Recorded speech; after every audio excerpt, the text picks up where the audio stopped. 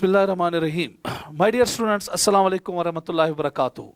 तो देखिए बेटा, आपको पता है कि इस टाइम बेटा फिनिशिंग टेस्ट सीरीज जो चल रहा है आपका, तो उसमें बेटा हमने परसों के लेक्चर में रिप्रोडक्शन बेटा पूरी तरह से डिस्कस किया था। तो आज के लेक्चर में बेटा जिस चैप्टर को अब हम आपके सामने डिस्कस करने जा रहे हैं, जो 12th पार्ट का है एज प्रॉमिस, तो दैट इज बेटा जेनेटिक्स एंड एवोल्यूशन। तो देखिए बेटा, आज के लेक्चर में मैंने कुल मिला के बेटा जेनेटिक्स एंड एवोल्यूशन से 70 क्वेश्चंस बेटा सिलेक्ट किए हैं। बहुत ही बेहतरीन क्वेश्चंस बेटा सिलेक्ट हुए हैं। टेक्स्ट बुक से बेटा एक एक लाइन से बेटा क्वेश्चंस उठाए गए हैं, जैसे बेटा आपने परसों के लेक्चर में देखा जो आपको रिप्रोडक्शन पे बेटा दिया गया था। तो उसके बाद बेटा अब हम देखेंगे कि जो नीट 2023 है उसके पेपर में बेटा इस चैप्टर में कितने क्वेश्चंस आने के चांसेस है।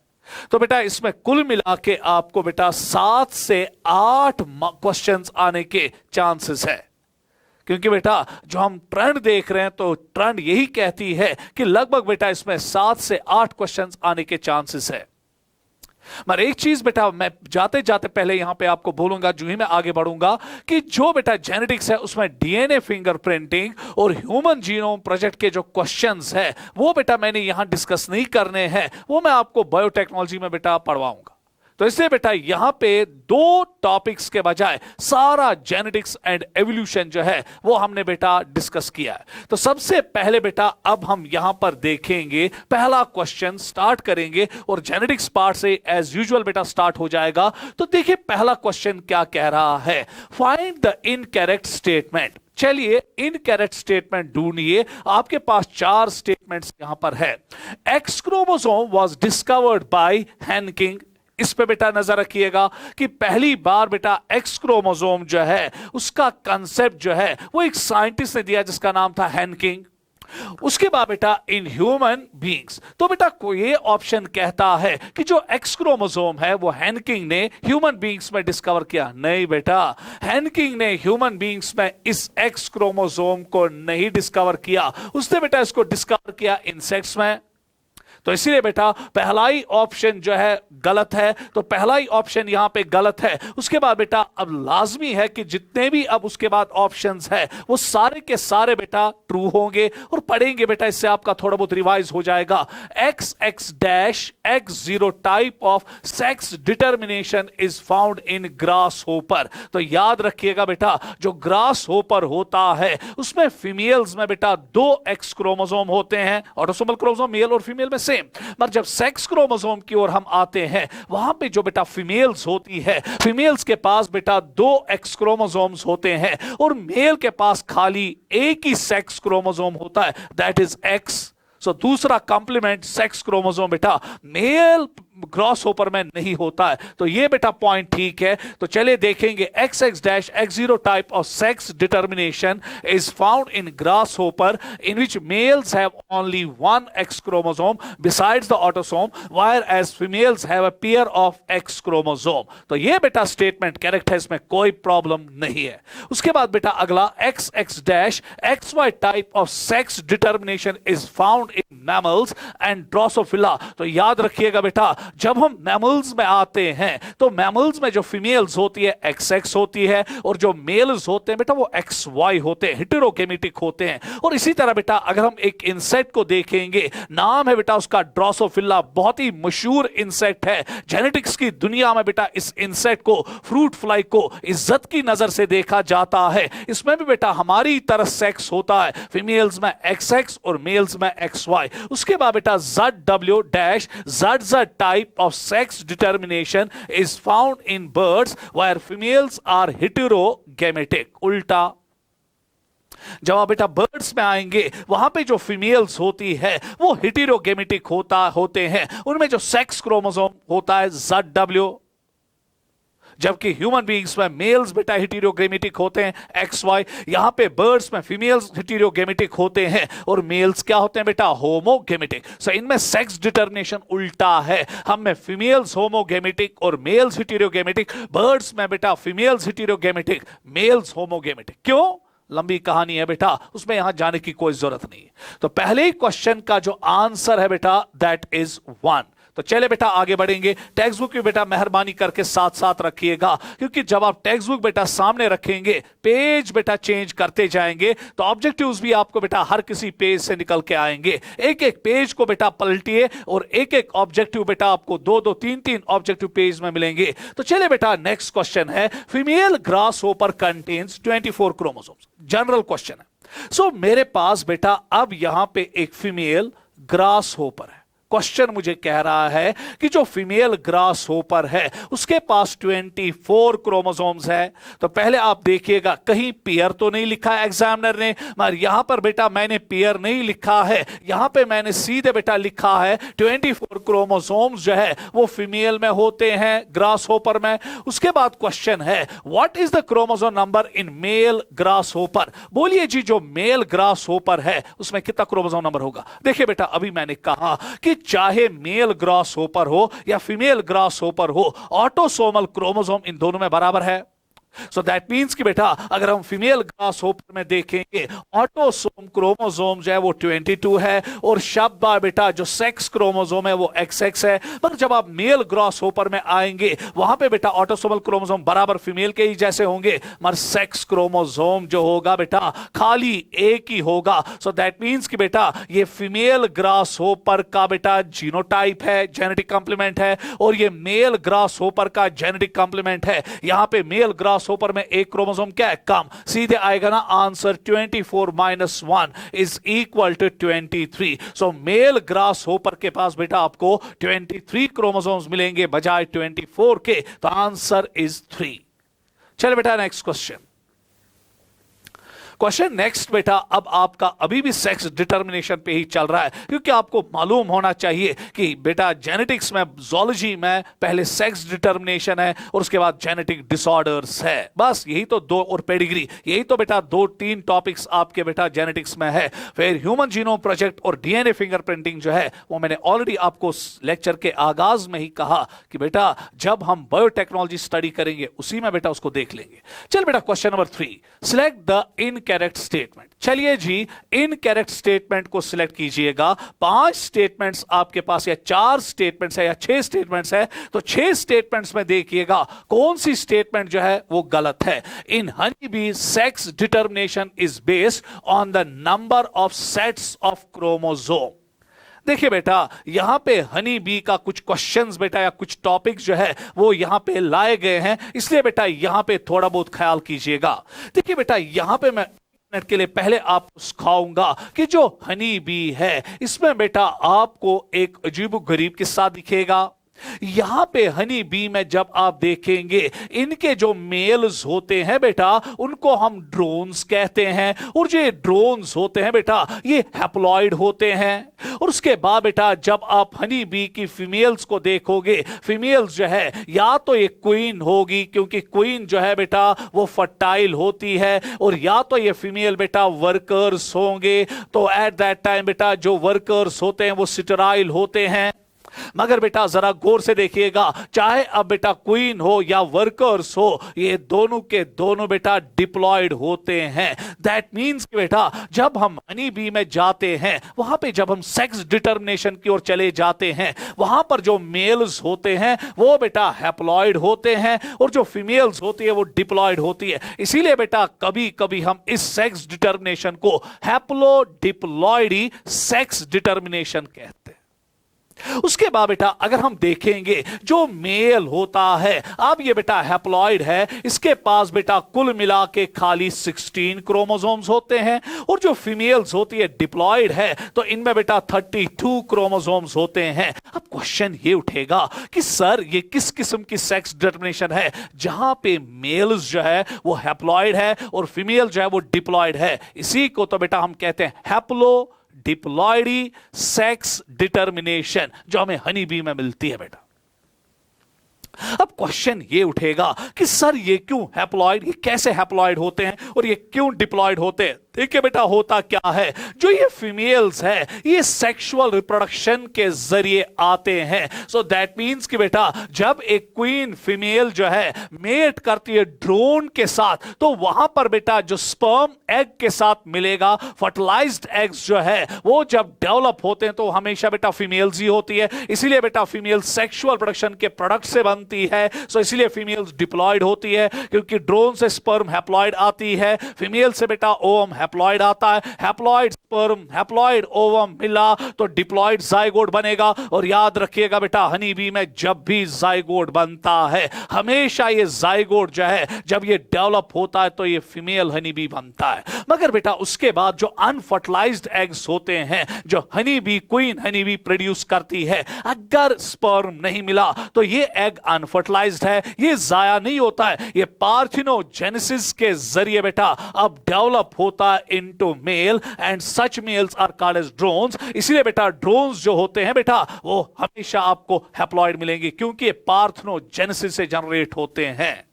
तो इसीलिए बेटा हमने क्या गलत कहा, पहला ही पॉइंट आपका जो मैंने वहां पे बोला था कि जो बेटा हनी बी है, हनी बी में हमें पता है कि वहां पे क्रोमोसोम या सेक्स जो है वो डिसाइड करता है सेट ऑफ क्रोमोसोम, क्योंकि फीमेल्स बेटा डिप्लॉयड है और मेल्स जो है वो हैप्लॉयड है। तो वापस बेटा हम क्वेश्चन की ओर रुजू करेंगे। In honey bee sex determination is based on the number of sets of chromosome. 100% correct, because males are haploid and females are diploid. Males are formed from parthenogenesis, while as females directly develop from sexual production due to fusion of gametes. उसके बाद male fruit fly is heterogametic. ये भी ठीक है। मैंने अभी आपको कहा कि जो ड्रोसोफिला या फ्रूट फ्लाई है उसमें फीमेल्स XX और males XY, so that means male दो किस्म की स्पर्म बनाएगा। एक स्पर्म में 50% स्पर्म्स में X क्रोमोसोम SX क्रोमोसोम आएगा और 50% स्पर्म्स में Y क्रोमोसोम आएगा SX क्रोमोसोम। तो स्पर्म्स बेटा 2 टाइप्स ऑफ बनती है, इसलिए बेटा मेल्स क्या heterogametic. In male grasshopper 50% of sperms have no sex chromosome. 110% correct, क्योंकि मैंने अभी आपको कहा कि जो बेटा मेल ग्रासहोपर होता है X0 होता है, तो 50% स्पर्म्स में X क्रोमोसोम आएगा और 50% स्पर्म्स में कोई सेक्स क्रोमोसोम नहीं आएगा। तो ये पॉइंट भी बराबर। उसके बाद नेक्स्ट पॉइंट की ओर आइएगा। In domesticated fowl sex of progeny depends upon the type of sperm rather than the egg. अब जरा गौर से देखिएगा, अभी आपने देखा कि जो बेटा बर्ड्स होते हैं उनमें फीमेल्स क्या होती है ZW और मेल्स क्या होते हैं बेटा ZZ। सो दैट मींस कि बेटा यहां पे सेक्स जो है वो ताई बेटा मेल की स्पर्म नहीं करती है, क्योंकि मेल में बेटा होमोगेमिटी है और फीमेल में हेटेरोगेमिटी है। सो यहां पे बेटा फीमेल का ओवम तय कर देता है कि जो ये जाइगोट है क्या ये मेल बर्ड बनेगा कि फीमेल बर्ड बनेगा, जबकि ह्यूमन बींग्स में मेल की स्पर्म तय करती है कि जो ये बच्चा है क्या ये मेल बनेगा कि फीमेल बनेगा। तो इसलिए बेटा जो चौथा ऑप्शन है वो इंतहाई गलत स्टेटमेंट है। उसके बाद ह्यूमन मेल्स है one of their sex chromosome much shorter than the other. Yes बेटा ये भी ठीक है। अगर हम ह्यूमन बींग्स में आते हैं तो देखिए बेटा ह्यूमन बींग्स में आपको पता है कि सेक्स क्रोमोसोम XY है और जो ये बेटा X क्रोमोसोम होता है ये लंबा होता है और इसमें बेटा लगभग 1600 जीन्स होते हैं, और जो Y क्रोमोसोम होता है वो छोटा होता है और उस पर टेक्स्ट बुक में भी आपको लिखा है उसमें लगभग 231 जीन्स होते हैं। इससे बेटा मेल में जब हम सेक्स क्रोमोसोम देखते हैं X क्रोमोसोम लंबा होता है और Y क्रोमोसोम छोटा होता है। X क्रोमोसोम पे 1600 जीन्स होते हैं, Y क्रोमोसोम पे महज बेटा 231 जीन। इससे बेटा फिफ्थ स्टेटमेंट करेक्ट है। उसके बाद next, genetic makeup of the sperm determines the sex of the child and in each pregnancy there is 50% probability of either a male or female child. ये भी बेटा स्टेटमेंट ठीक, क्योंकि मैंने अभी आपको कहा कि ह्यूमन बींग्स में बेटा स्पर्म ही तय कर देती है क्या ये मेल बनेगा कि फीमेल। क्यों? क्योंकि मेल ह्यूमन बींग्स में 50% स्पर्म्स विद X क्रोमोसोम बनाता है जिनको हम गाइनोस्पर्म्स कहते हैं, और 50% स्पर्म्स बेटा विद Y क्रोमोसोम बनाता है जिनको हम एंड्रोस्पर्म्स कहते हैं। स्पर्म ही अब तय करेगी, क्योंकि ओवम जो है वो बेटा होमोगेमेटिक है, 22X लेकर चलता है। अब स्पर्म ही तय करेगी कि क्या वो बेटा 22X ओवम से अगर 22X स्पर्म मिलेगी तो ये जाइगोट फीमेल बनाएगा, और अगर बेटा 22X ओम से 22Y स्पर्म मिलेगी तो ये जाइगोट बेटा जरूरी फ्यूचर में मेल बनाएगा। सो दैट मींस कि बेटा ये स्टेटमेंट भी करेक्ट है। तो चले बेटा देखिए कितनी करेक्ट स्टेटमेंट्स इसमें है, 1 2 3 4 5, तो आंसर पहला ही आएगा, फर्स्ट ऑप्शन इज करेक्ट, क्योंकि 5 स्टेटमेंट्स बेटा इसमें करेक्ट है। नेक्स्ट क्वेश्चन, अच्छी तरह से बेटा यहां पर देखिएगा इस क्वेश्चन की ओर। कुछ क्वेश्चंस बेटा ब्रेन टीजिंग क्वेश्चंस है, थोड़ा बहुत ब्रेन टीजर्स है, प्लीज बेटा ब्रेन टीजर्स क्वेश्चंस पे बहुत पैनी नजर, जरा गौर से बेटा अब यहां पर देखिएगा। यहां पे मैंने लिखा है आइडेंटिफाई ए, ये ए है, फिर उसके बाद बेटा मैं लिखता हूं आइडेंटिफाई सी, ये है identify A, identify B, identify C and identify D in honey bee. देखिए बेटा गौर से अब यहां पर देखिएगा, ये हनी बी की फीमेल है। अभी का लेक्चर बेटा अच्छी तरह से याद रखिएगा, मैंने कहा था कि जो फीमेल है वो डिप्लॉयड है, और यहां से अगर आप मेल को देखेंगे, मैंने अभी आपको कहा था वो हैप्लॉयड है, और यह भी कहा गया था कि फीमेल में 32 क्रोमोसोम्स है, और यह भी कहा गया था कि मेल में 16 क्रोमोसोम्स है। इसको बेटा नीट के लिए याद रखिएगा, क्रोमोसोम नंबर को हनी बी में नीट के लिए बेटा याद रखिएगा। उसके बाद बेटा अब जरा गौर से देखिएगा, इस फीमेल को गेमीट्स बनाने हैं, और जो गेमीट्स है बेटा अब ये सी है, सो सी इज द गेमीट, और देखना है सी में कितने क्रोमोसोम्स है।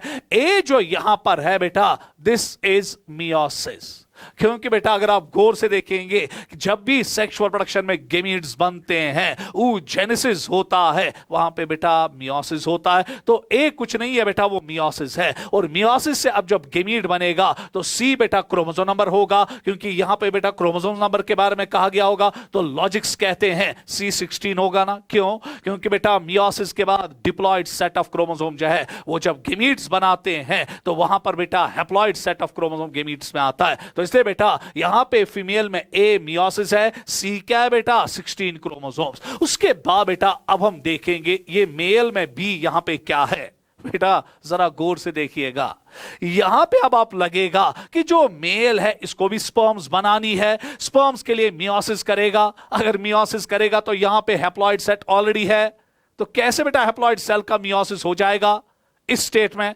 तो इसीलिए बेटा यहां पर मियोसिस नहीं होता है, यहां पे बेटा माइटोसिस होता है। तो याद रखिएगा बेटा, जब ड्रोन स्पर्मेटोजेनेसिस करते हैं उनके स्पर्मेटोजेनेसिस में मियोसिस कहीं होता नहीं है, उनके स्पर्मेटोजेनेसिस में बेटा माइटोसिस होता है। इसलिए क्रोमोसोम नंबर जो है वो वही रहता है जो ड्रोन का होता है। इसलिए बेटा यहां पे बी जो है वो माइटोसिस आएगा और डी जो है वो 16 आएगा। तो चलिए बेटा देखिए कहां पे मियोसिस है, शाबाश बेटा आपका बी जो है वो शाबाश माइटोसिस है, C16 है और D16 है। तो आंसर बेटा 3। तो थर्ड ऑप्शन पे बेटा आपको ये राइट आंसर मिलने वाला है। तो क्वेश्चन नंबर 4 का ऑप्शन 3। नेक्स्ट क्वेश्चन देखिए बेटा, जूं मैं आगे बढ़ रहा हूं तो टेक्स्ट बुक के बेटा कुछ पार्ट्स भी यहां पे बेटा क्वेश्चन जो है, पेजेस जो है, पैरास जो है वो भी टच हो रहे हैं। तो चलिए बेटा अब यहां पे नजर रखिएगा, आगे की ओर बढ़ेंगे। Statement 1, mutation causes alteration of DNA sequences which changes the genotype and phenotype of an organism and leads to variation। 100% बेटा जब भी जीन की म्यूटेशन होती है उस टाइम बेटा जो डीएनए की सीक्वेंसेस होती है वो अल्टर हो जाती है। इससे क्या होता है, जब डीएनए की सीक्वेंसेस अल्टर हो जाती है इससे जीनोटाइप और फिनोटाइप दोनों पे असर पड़ता है, और उसकी वजह से बेटा चेंजेस आती है, and such changes are called as variations. तो पहली स्टेटमेंट तो बेटा क्लियर है। उसके बाद दूसरी स्टेटमेंट है, change in morphology of chromosome results in chromosomal aberrations या chromosomal abnormalities and are commonly observed in cancer cells. ये स्टेटमेंट भी ठीक, क्योंकि आपको मालूम होना चाहिए बेटा कि जब क्रोमोसोम की मॉर्फोलॉजी चेंज होती है तो मॉर्फोलॉजी में क्या होता है, या तो बेटा उसका शेप चेंज होगा, साइज चेंज होगा, स्ट्रक्चर चेंज होगा, बैंडिंग पैटर्न चेंज होगा, आर्म रेशो चेंज होगा, सेंट्रोमियर पोजीशन चेंज होगी, सेंट्रोमियरिक इंडेक्स चेंज होगा। So at that time we से मॉर्फोलॉजिकल चेंजेस आ रही है, और जब भी मॉर्फोलॉजिकल चेंजेस आ रही है उनको हम क्रोमोसोमल एबनॉर्मलिटीज कहते हैं। इससे ढेर सारी डिजीजेस बेटा उठती है। अब अगर हम कैंसर देखेंगे तो कैंसर बेटा बहुत सारे ऐसे हैं जो हो जाते हैं due to the chromosomal abnormalities, जहां पे क्रोमोसोम के स्ट्रक्चर में चेंज आ जाती है। जैसे बुर्किट्स लिम्फोमा है, वहां पर भी बेटा क्रोमोसोम के स्ट्रक्चर में चेंज आती है। या इसी तरह बेटा क्रॉनिक माइलियॉइड ल्यूकेमिया है, वहां पर भी हम देखते हैं बेटा कि क्रोमोसोम के स्ट्रक्चर में चेंज आ जाती है। तो दूसरी स्टेटमेंट भी बेटा ठीक। तीसरी स्टेटमेंट की ओर आएंगे, change in a single base pair of DNA is called as point mutation. Yes बेटा, कभी कभी क्या होता है कि एक बेटा बेस की चेंज हो जाती है डीएनए में, फिर हम कहते हैं कि सर एक बेस की चेंज होने से क्या होगा, बहुत कुछ होता है। और उन्हीं म्यूटेशंस को बेटा हम पॉइंट म्यूटेशंस कहते हैं। And haemophilia is the classical example of point mutation. ये स्टेटमेंट गलत, क्योंकि हीमोफिलिया जो है बेटा वो पॉइंट म्यूटेशन से नहीं होता है। वो क्लॉटिंग फैक्टर के जीन जो एक्स क्रोमोसोम्स पे होते हैं उनकी म्यूटेशन बेटा पॉइंट नहीं होती है, पॉइंट म्यूटेशन नहीं होती है, जिसकी वजह से हीमोफिलिया होता है। हां, अगर यहां पे सिकल सेल एनीमिया लिखा गया होता, वो पॉइंट म्यूटेशन का बेस्ट एग्जांपल है, तो फिर बेटा ये स्टेटमेंट बराबर होती। तो इसे स्टेटमेंट थर्ड गलत। Deletions and insertion of base pairs of DNA causes frame shift mutations. Yes बेटा, अगर आपकी बहुत सारी डीएनए की सीक्वेंसेस जो है वो डिलीट हो जाएंगी या नई सीक्वेंसेस उसमें इंसर्ट हो जाएंगी, तो एट दैट टाइम बेटा जो डीएनए का नेचर होता है, जो फिर कोडान्स का बेटा नेचर होता है बनने का, उसमें ड्रास्टिक चेंजेस आती है। So at that time we call it as frame shift mutation. ये ठीक है, सारा line by line textbook से चल रहा है बेटा।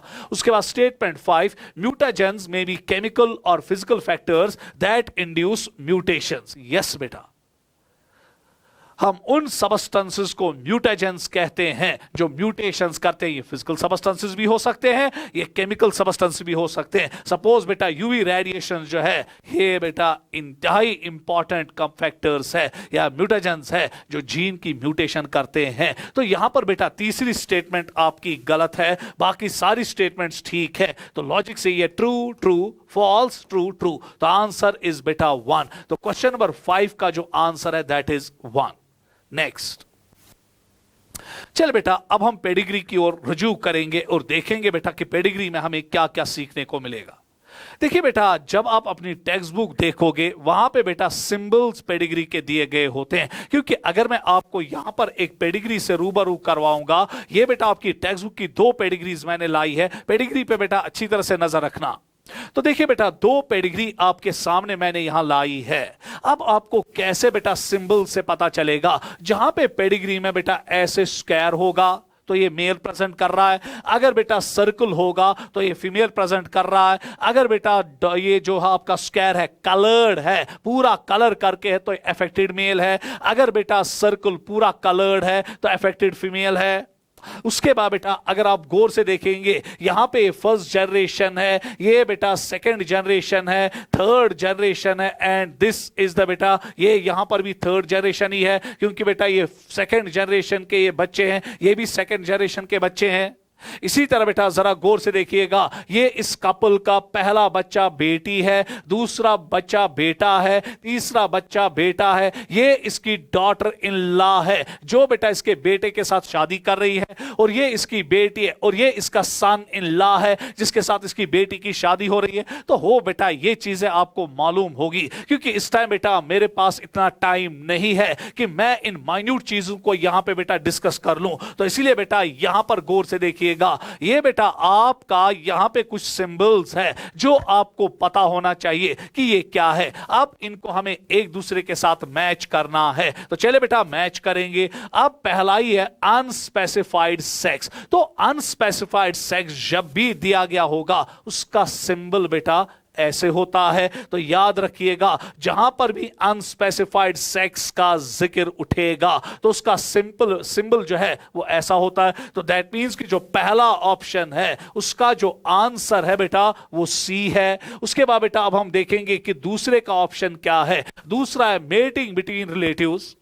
जिसको हम कॉन्सैंगेनियस मैरिज भी कहते हैं, जहां पर बेटा कपल्स में रिलेशनशिप हो, कजन सिस्टर्स हो, क्या सॉरी कजन सिस्टर हो या कजन ब्रदर हो, जिनके साथ बेटा शादी हो रही है, या फार कजन या फार कजन सिस्टर्स हो, अगर उनके बीच में शादी हो रही है तो एट दैट टाइम बेटा उसको हम रिप्रेजेंट करते हैं इस ए से। तो ये बेटा अगर हम देखेंगे यहां पे कि जो दूसरा ऑप्शन है उसका बेटा ए आएगा।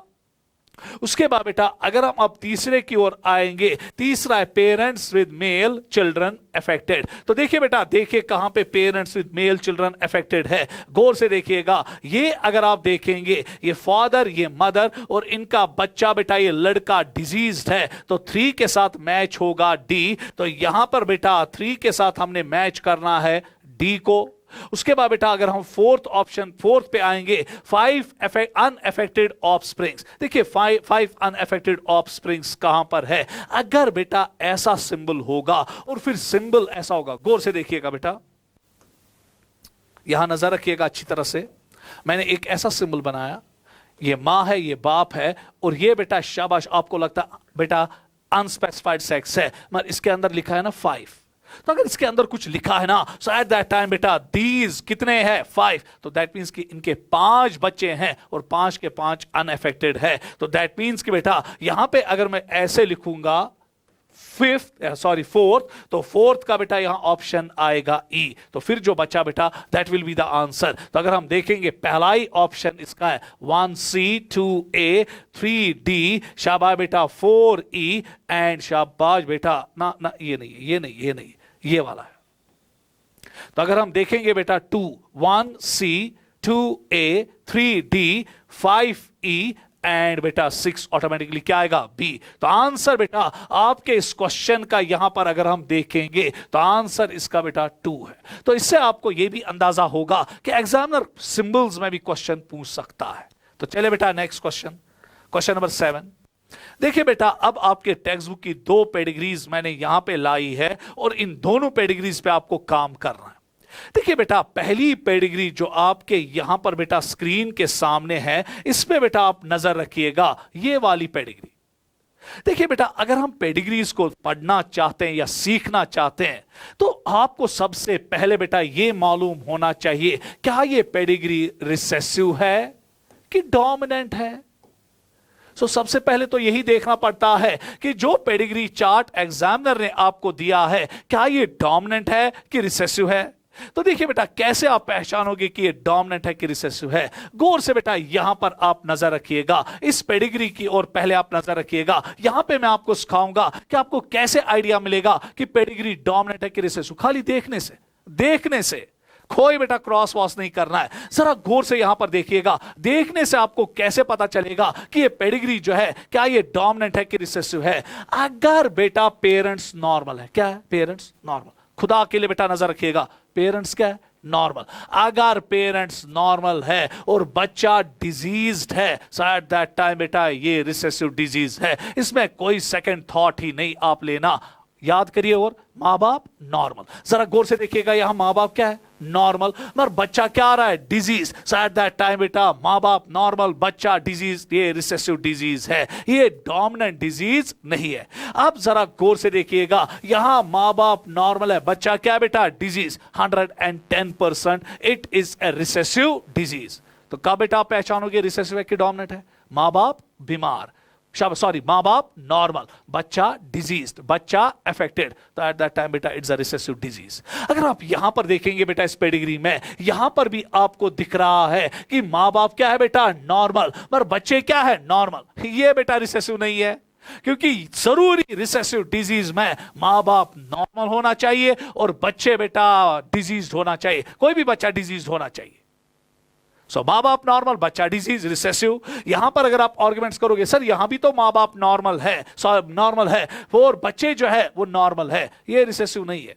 रिसेसिव वही है मां बाप नॉर्मल, बच्चा डिजीज। तो इससे बेटा हमें यह पता चला कि जो पेडिग्री ए है वो बेटा ऑटोमेटिकली आपकी डोमिनेंट बनी, शाबाश बेटा। और जो पेडिग्री बेटा बी है आपकी, ये ऑटोमेटिकली आपको रिसेसिव बनी, इसमें कोई सेकंड थॉट ही नहीं है। मगर आप बेटा पेज आ रहा है जहां पे आप आमतौर अटक जाते हो, सर अब एक पेज ये है, क्या ये बेटा रिसेसिव डिजीज सेक्स लिंक्ड है? बेटा बहुत कम टाइम है बेटा, आपको मैं सिखा रहा हूं। क्या ये सेक्स लिंक्ड है कि ऑटोसोमल लिंक्ड है? क्या ये डिफेक्टिव जीन सेक्स क्रोमोसोम पे है कि क्या ये डिफेक्टिव जीन ऑटोसोमल क्रोमोसोम पे है? अगर सेक्स क्रोमोसोम के आपको डिजीज पता चलेगी, रिसेसिव डिजीज, हीमोफिलिया आपके सिलेबस में है, red and green colour blindness है। अगर ऑटोसोमल रिसेसिव डिजीजेस होंगे तो फिर ये सिकल सेल एनीमिया है, फिनाइल कीटोन्यूरिया है, एल्बिनिज्म है, एल्केप्टोन्यूरिया है, सिस्टिक फाइब्रोसिस है, या आपकी थैलेसीमिया है, या आपका बेटा सिकल सेल एनीमिया है। तो बेटा मसला ये है ना कि सर हमने देख लिया कि ये रिसेसिव है, पर अब हमें बताइए क्या ये सेक्स लिंक्ड है कि ऑटोसोमल? देखिए बेटा, पहले हम पेडिग्री बी पे ही काम करेंगे। गौर से बेटा इस पेडिग्री की ओर अगर आप देखेंगे, मेहरबानी करके यहां पर देखिएगा, मां बाप क्या है? नॉर्मल, पर इनकी बेटी क्या है बेटा? डिजीज।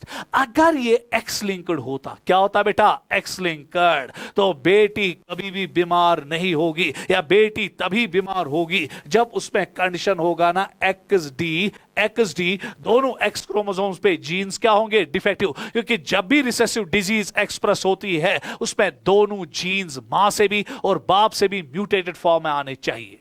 सो दैट मीन्स कि बेटा यहां पर जो ये लड़की बीमार है, इसकी कंडीशन है ना, अगर हम लेंगे, अगर हम इसको सेक्स लिंक्ड के तौर पे लेंगे, हमेशा एक्स डी, और एक एक्स क्रोमोसोम कहां से आता है? मां से। दूसरा एक्स क्रोमोसोम कहां से आता है? बाप से। हो बेटा, बाप है ना यहां पे एक्स वाई और मां है ना एक्स एक्स। सो अगर बेटा फीमेल डिजीज है, इसमें एक्स डी कंडीशन है, फीमेल में एक एक्स क्रोमोसोम बाप से आता है ना, और ये बाप है ना X Y. So that means कि बाप में बेटा एक्स क्रोमोसोम डिफेक्टिव होना चाहिए ना, ये जीन डिफेक्टिव होना चाहिए ना बेटा इस बाप में। मगर अगर आप गौर से देखेंगे, यहां बाप क्या है? नॉर्मल। सो जब बाप नॉर्मल, बेटी बीमार, बाप नॉर्मल, बेटी बीमार, सवाल ही नहीं पैदा हो सकता ये एक्स लिंक्ड है। सो कुछ बेटा हिंट्स ले लो। सो अगर आपको पेडिग्री में बाप नॉर्मल आ रहा है मगर इसकी बेटी क्या आ रही है बेटा? डिजीज, सवाल ही नहीं पैदा होता ये एक्स लिंक्ड है। तो सीना ठोक के बोलेंगे बेटा it is a autosomal recessive disease, इसमें कोई सेकंड थॉट ही नहीं है। सो कैसे बेटा मैंने इस पेडिग्री को आपके लिए बेटा 10 सेकंड्स में ही कर देंगे। देखिए सबसे पहले आप देखेंगे पेरेंट्स नॉर्मल और बच्चा डिजीज, तो रिसेसिव। उसके बाद बेटा आप देख रहे हैं कि बाप जो है वो नॉर्मल है, बेटी क्या है? बीमार, तो ये कभी भी सेक्स लिंक्ड नहीं हो सकती है, ये ऑटोसोमल। सो जो क्वेश्चन करने के लिए बेटा आप 2 मिनट या 3 मिनट लोगे, महज बेटा 10 सेकंड्स में वो क्लिप कंप्लीट होगा, अगर पेडिग्री का कंसेप्ट आपको क्लियर होगा। उसके बाद बेटा अब इसकी ओर रुजू करेंगे। यहां बेटा कहीं भी मां बाप नॉर्मल नहीं और बच्चा बीमार, कहीं भी नहीं। यहां भी देखोगे मां बीमार है, बच्चे बीमार है, यहां पर भी देखोगे मां बीमार है, बच्चे बीमार है। सो कहीं भी बेटा डिजीज स्किप नहीं हो रही है। स्किप का मतलब यह हुआ कि मां बाप नॉर्मल और बच्चा डिजीज। सो इसलिए बेटा सीना ठोक के बोलेंगे डोमिनेंट है। पर अब पेज क्या सर ये एक्स लिंक्ड है कि ये बेटा सेक्स बेटा एक्स लिंक्ड या सेक्स लिंक्ड है कि ऑटोसोमल है? देखिए बेटा यहां पे पेज कहां है? ये फीमेल है ना, और फीमेल में बेटा अगर आप देखोगे डिजीज है और इसकी डॉटर भी डिजीज है। आमतौर बेटा जब सेक्स लिंक्ड डिजीज होती है वो क्रिस क्रॉस होती है, क्रिस क्रॉस में चलती है। क्योंकि जब हम देखेंगे बाप बीमार है, बेटा कभी बीमार ही नहीं हो सकता है, क्योंकि बाप अपना डिफेक्टिव एक्स क्रोमोसोम बेटे को कभी नहीं देता है। इसी तरह बेटा यहां पर देखिएगा कि जो ये बेटा मां बीमार है, उसूल कहता है कि जब भी सेक्स लिंक्ड इनहेरिटेंस होती है क्रिस क्रॉस हो जाती है। सो मां बीमार बच्चा बीमार ज्यादातर बेटा। फिर यहां पे बेटा मां बीमार लड़के बीमार, पर यहां दोनों लड़के क्या बेटा? नॉर्मल, इसलिए सेक्स लिंक्ड नहीं है। इट इज बेटा ऑटोसोमल डोमिनेंट। तो यहां पर बेटा हमने इस पेडिग्री को भी विद इन बेटा 20 सेकेंड्स किया। पहले देखा डिजीज तो नहीं स्किप हो रही है, कहीं नहीं हो रही है, मां बाप कहीं बीमार नहीं है, बच्चा बेटा मां बाप कहीं नॉर्मल नहीं है, बच्चा डिजीज कहीं नहीं है। तो दैट मींस कि बेटा ये डोमिनेंट स्टेट में एक्सप्रेस हो रहा है, डिजीज स्किप नहीं हो रही है। और उसके बाद बेटा एक क्लू हमें मिल रहा है सेकंड जनरेशन में कि मां बीमार है, बेटे क्या है? नॉर्मल, क्रिस क्रॉस नहीं हो रहा है। तो एट दैट टाइम बेटा ये डोमिनेंट ऑटोसोमल डोमिनेंट डिजीज है, सेक्स लिंक्ड डोमिनेंट नहीं है।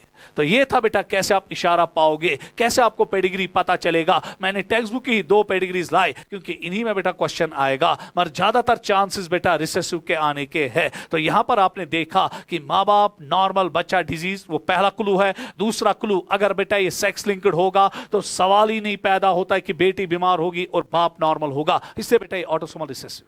तो क्वेश्चन नंबर 7 को जब हम देखते हैं तो answer will be A is autosomal dominant and बेटा बी इज ऑटोसोमल रिसेसिव। तो ऑप्शन इज 2। चल बेटा नेक्स्ट क्वेश्चन की ओर दौड़ेंगे। Which of the following is incorrect? अभी भी पेडिग्री एनालिसिस पे कुछ क्वेश्चन चल रहे। देखिए बेटा पेडिग्री एनालिसिस क्या है। देखिए जब हम ह्यूमन बीइंग्स में आते हैं तो ह्यूमन बीइंग्स का रिप्रोडक्टिव साइकिल बहुत ही बड़ा है। तो जो मेंडेलियन ने पी प्लांट पे बेटा कन्वेंशनल क्रॉसेस किए generation after generation, human beings में पॉसिबल नहीं है क्योंकि हमारा रिप्रोडक्टिव साइकिल बेटा बहुत बड़ा है। पी प्लांट एनुअल प्लांट है तो हर साल बेटा हम उसकी नई नई प्रोजेनी हासिल कर सकते हैं और ट्रांसमिशन ऑफ ट्रेड देख सकते हैं कैसे चलता है from one generation to another. Suppose height of pea plant, इस तरह colour of pod, shape of pod कैसे जा रहा है।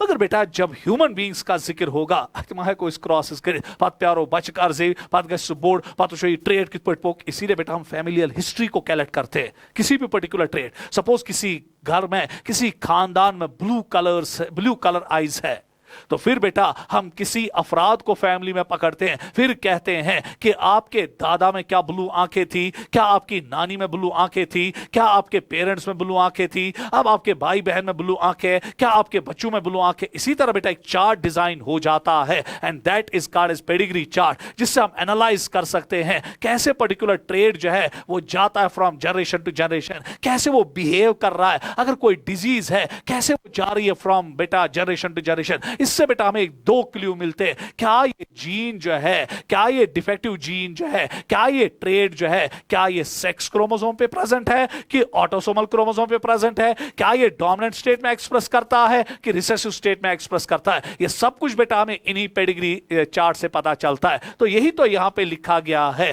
पहला ऑप्शन है study of the family history about inheritance of particular trait in several number of generations is called as pedigree analysis. बराबर ठीक, दूध जैसे साफ स्टेटमेंट। उसके बाद बेटा अगला स्टेटमेंट आ रहा है, पेडिग्री स्टडी प्रोवाइड्स शाबाश a strong tool to trace the inheritance of a particular trait or disease. 100% correct. अभी मैंने बोला pedigree provides information whether the trait is present on autosome or sex chromosome and also gives information whether the trait is expressed in recessive or dominant state. 100% correct. उसके बाद बेटा pedigree analysis provides proof that DNA is the carrier of genetic information. ना बेटा pedigree analysis से हमें नहीं पता चला कि DNA is the heredity material, यही तो है जेनेटिक कैरियर, इसी में तो जेनेटिक इंफॉर्मेशन है। पेडिग्री एनालिसिस से पता नहीं चला, तो इसलिए बेटा स्टेटमेंट 4 इज रॉन्ग। तो आप बेटा क्वेश्चन नंबर 8 का जो ऑप्शन है दैट इज 4। चलिए नेक्स्ट देखिए बेटा, अब हम डिसऑर्डर्स की ओर आ रहे हैं। Mendelian disorders are mainly caused by alteration or mutation in a single gene. इस पर नजर रखना बेटा।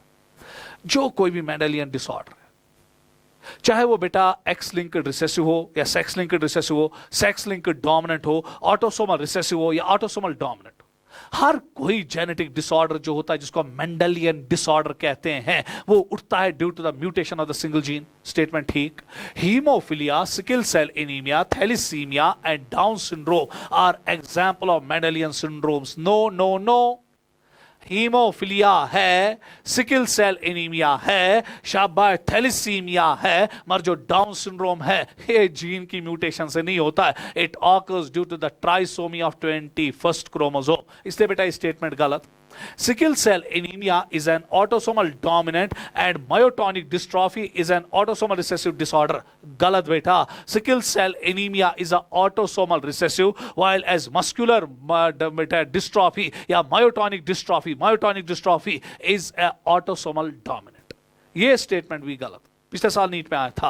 How many statements are incorrect. उसके बाद बेटा एक और है जो भूल गया मुझे, colour blindness and haemophilia are X linked dominant disorders. No बेटा, they are X linked recessive dominant genetic disorders. So ये भी बेटा स्टेटमेंट गलत। तो अगर आप देखेंगे बेटा यहां पे 1, 2 और 3 स्टेटमेंट्स बेटा इनकरेक्ट है, तो हमें देखना है ना इनकरेक्ट कितनी स्टेटमेंट्स है, तो answer is 3। So question number 9 का जो आंसर है वो 3 है। नेक्स्ट,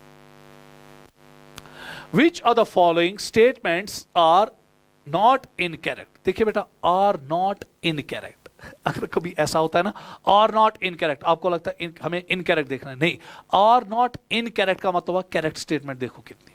एग्जाम में कभी कभी बेटा ये पैंतरा खेलता है, और जब आप इनकरेक्ट देखते हो तो उसने बेटा बराबर ऑप्शंस ऐसे अलाइन करके रखे होते हैं कि आपका बेटा इनकरेक्ट वाला भी ऑप्शन होगा वहां पे।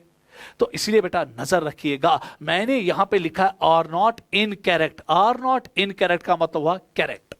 तो चले बेटा अब हम यहां पर देखेंगे बेटा regarding with respect to X linked recessive diseases. देखिए बेटा यहां पे मैं थोड़ा बहुत आइडिया आपको दूंगा, क्योंकि बेटा आपको ये पता होना चाहिए, क्योंकि बहुत सारे बच्चे बेटा यहां पे फंस जाते हैं। देखिए बेटा प्लीज यहां पे नजर रखिएगा, खुदा के लिए बेटा यहां नजर रखिएगा, सेक्स लिंक्ड डिजीजेस पहले नजर रखिएगा इसमें। ये बेटा जो मैं चार्ट यहां पे बना रहा हूं ना, ये आपके लिए बहुत बड़ा बेटा वरदान बनने वाला है नीट एग्जाम में, इससे बेटा यहां पे नजर रखिएगा। Another is the autosomal linked disorders.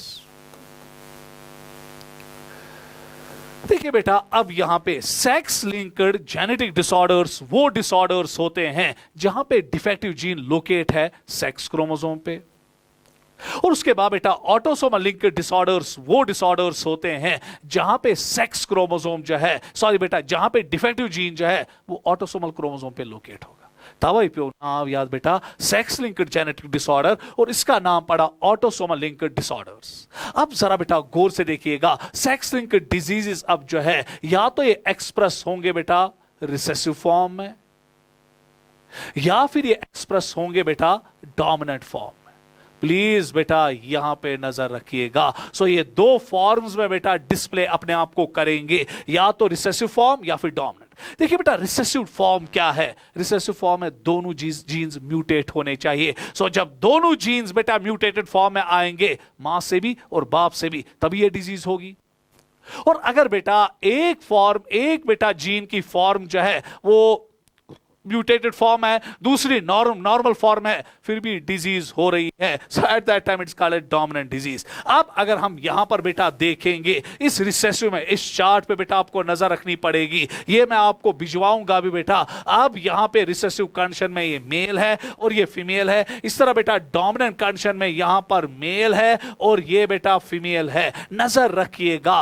अब मेल जो है, मेल में है ना कंडीशन XY है कि नहीं बेटा, अब मेल में XY है। अब मेल में बेटा जो जीन्स है सेक्स क्रोमोसोम पे वो हेमिजाइगस स्टेट में है, मैक्सिमम जीन्स बेटा हेमिजाइगस स्टेट में, दैट मींस कि बेटा उनकी एक ही कॉपी है। एक्स क्रोमोसोम पे बेटा उनका कॉपी है, वाई क्रोमोसोम पे उनका काउंटर अलील या काउंटर जीन नहीं है। तो इसीलिए बेटा मेल में मुसीबत है in case of recessive disease. अगर बेटा यहां पे होगा डी, क्या होगा बेटा, या नॉर्मल होगा XN, तो नॉर्मल कॉपी है, वाई पे इसकी कॉपी नहीं होती है, तो एट दैट टाइम ये मेल नॉर्मल है, नजर रखिएगा बराबर। उसके बाद बेटा अगर अब इस मेल में ऐसा मसला है, गौर से अब यहां पर नजर रखिएगा, ये है बेटा XDY। XDY अब बेटा इसको X क्रोमोसोम से डिफेक्टिव कॉपी मिल रही है, Y पे तो काउंटर एलील नहीं है, ये मेल बेचारा बेटा डिजीज्ड होगा। So at that time the male is diseased. So that means कि बेटा सेक्स लिंक्ड रिसेसिव डिजीज में या तो मेल बेचारा नॉर्मल होगा या फिर डिजीज्ड होगा, क्योंकि बेचारे के पास बेटा एक ही कॉपी होती है जीन की, and that is located on the X chromosome। खत्म। अब बेटा अगर हम फीमेल की ओर रुजू करेंगे, जरा गौर से देखिएगा, फीमेल है ना बेटा XX। अगर अब फीमेल में बेटा हम देखेंगे, यहां पे बेटा इसके पास दो कॉपीज होंगी ना, एक बाप से एक्स क्रोमोसोम आता है, दूसरा एक्स क्रोमोसोम मां से आता है, दोनों कॉपीज बेटा नॉर्मल है। So at that time the female is normal, कोई पंगा नहीं। उसके बाद बेटा अगर हम फीमेल में देखेंगे, एक कॉपी नॉर्मल है और दूसरी कॉपी बेटा डिफेक्टिव आ रही है, या तो मां से डिफेक्टिव जीन आ रहा है एक्स क्रोमोसोम के जरिए, या तो बाप से बेटा डिफेक्टिव जीन आता है एक्स क्रोमोसोम के जरिए। सो एट दैट टाइम अब आप आर्ग्यूमेंट्स करोगे, सर एक जीन नॉर्मल है दूसरा डिफेक्टिव है, सर फीमेल का क्या होगा? कुछ नहीं होगा बेटा, क्योंकि रिसेसिव डिजीज है, ये फीमेल बेटा कैरियर होगी। कैरियर का मतलब ये हुआ कि इसको खुद कुछ सिम्टम नहीं आएंगे, हां ये डिफेक्टिव क्रोमोसोम को कैरी कर रही है, बच्चे में दे सकती है, मगर खुद इसको कोई सिम्टम नहीं आएगा। उसके बाद बेटा अगर हम देखेंगे कंडीशन ऐसी है, अब दोनों जीन्स डिफेक्टिव है XD XD, तो एट दैट टाइम बेटा दिस फीमेल इज डिजीज, तो एट दैट टाइम ये फीमेल क्या होगी? डिजीज। तो क्या मैं हक के साथ बोलूं बेटा, अगर मैं अब यहां पर देखूंगा कि रिसेसिव डिजीज में फीमेल कैरियर्स होते हैं, सेक्स लिंक्ड रिसेसिव डिजीज में फीमेल्स कैरियर होते हैं, मेल कैरियर नहीं होता है। मेल या तो नॉर्मल होगा XNY, या फिर बेटा डिजीज होगा XDY। फीमेल्स बेटा या तो नॉर्मल होंगे XN या फिर कैरियर होंगे XN XD, या फिर डिजीज होंगे XD XD। क्यों? रिसेसिव डिजीज तभी एक्सप्रेस होती है जब दोनों कॉपी जीन्स की डिफेक्टिव आएंगी, मां से भी और बाप से भी। आप बेटा यहां पे डोमिनेंट डिजीज को रुजू करेंगे, गौर से बेटा अब यहां पे नजर रखिएगा, ये डोमिनेंट डिजीज में मेल बेटा अब देखिएगा ये XNY, तो ऐसा मेल बेटा जो होगा वो नॉर्मल होगा, N फॉर नॉर्मल। उसके बाद बेटा अब अगर ये मेल XDY होगा, दैट मींस कि बेटा अब इसमें डिफेक्टिव कॉपी है, तो at that time the male is disease, D for disease. As usual जैसे रिसेसिव में था। अब बेटा जब हम फीमेल की ओर रुख करेंगे, देखिए बेटा फीमेल में कहानी क्या आएगी, जरा गौर से देखिएगा। अब अगर फीमेल है XX, ये XN, ये XN, दोनों कॉपीज नॉर्मल है तो फीमेल नॉर्मल है। उसके बाद बेटा अब अगर दूसरी कंडीशन में XN XD, अब बेटा इसमें एक कॉपी डिफेक्टिव है, अल्लाह की कसम बेटा ये फीमेल डिजीज होगी, क्योंकि डोमिनेंट डिजीज में कैरियर नहीं होता है, वहां पे इवन एक ही डिफेक्टिव जीन की वजह से डिजीज एक्सप्रेस होती है, although other gene is normal, although other copy of gene is normal. अब अगर ऐसा होगा XD XD, सोने पे सुहागा, डिजीज तो है। सो दैट मीन्स कि बेटा यहां पे आप एक आइडिया आप जनरेट कर रहे हो कि रिसेसिव डिजीज में कैरियर्स होते हैं, मगर डोमिनेंट डिजीज में आपको कैरियर नहीं मिलेगा। मगर जब आप बेटा रिसेसिव डिजीज आओगे सेक्स लिंक्ड, वहां पे आपको मेल कैरियर कभी नहीं मिलेगा, मगर फीमेल कैरियर्स मिलेंगे। यही वजह है कि बेटा जो एक्स लिंक्ड रिसेसिव डिजीज है, चाहे हीमोफिलिया हो, चाहे red and green colour blindness हो, ये आपको ज्यादा मेल्स में मिलेंगे, क्योंकि मेल्स बेचारों में मुसीबत के मारे खाली एक ही जीन होता है, डिफेक्टिव हुआ काम तमाम। ये वही बातें हुई, मेरे किसी के पास बेटा अगर किसी के पास दो बाजुएं हैं, एक बाजू कट गई, दूसरी कहेगी ना मैं हूं ना। अब अगर बेटा किसी के पास एक ही बाजू है, वही कट गई, तो कौन कहेगा मैं हूं ना? फना हुआ ना बेचारा। इसी तरह बेटा अब अगर हम ऑटोसोमल लिंक्ड डिसऑर्डर्स में आएंगे, यहां पर भी कहानी यही है, रिसेसिव एंड डोमिनेंट। अच्छी तरह से बेटा नजर रखिएगा, यही आपके जेनेटिक्स डिसऑर्डर्स की सारी बेस बनाने वाला है एक मामूली सा चार्ट। अब जरा बेटा गौर से यहां पर देखिएगा, ये रिसेसिव में अब हम यहां पर बेटा पहले जैसे मेल को स्टडी करेंगे और यहां से बेटा हम फीमेल को स्टडी करेंगे। अब जरा गौर से बेटा यहां पर नजर रखिएगा, यहां पे मैं एक और कलर का इस्तेमाल करूंगा ताकि बेटा आपके मसले अच्छी तरह से हल हो जाए। देखिए बेटा तस्मान सेक्स क्रोमोसोम की, क्योंकि ऑटोसोमल लिंक्ड है ना। अगर बेटा अब ये रिसेसिव में ऐसा है, गौर से देखिएगा, कैपिटल ए, ये मेल नॉर्मल होगा, कैपिटल ए स्मॉल ए, तो ये मेल कैरियर होगा। अगर ये स्मॉल ए होगा तो ये मेल बेटा डिजीज्ड है। तो इसका मतलब ये हुआ ना बेटा कि जब हम ऑटोसोमल लिंक डिजीज पे आते हैं, वहां पे हमें XX XY का मसला नहीं होता है, वहां पे हमें ऑटोसोमल क्रोमोसोम्स का मसला होता है। और ऑटोसोमल क्रोमोसोम में दो कॉपीज होती है, चाहे मेल हो चाहे फीमेल हो। अब यहां पे डिजीज कब एक्सप्रेस होती है? रिसेसिव फॉर्म में, जब दोनों एलील्स रिसेसिव फॉर्म में आएंगे। स्मॉल ए यहां पे डिजीज करता है, कैपिटल ए यहां नॉर्मल बनाता है, और capital A small A carrier. और फीमेल में भी बेटा बराबर यही होगा सेम, क्योंकि फीमेल्स में भी दो जीन कॉपीज है एक जीन की, और मेल्स में भी बेटा दो कॉपीज है।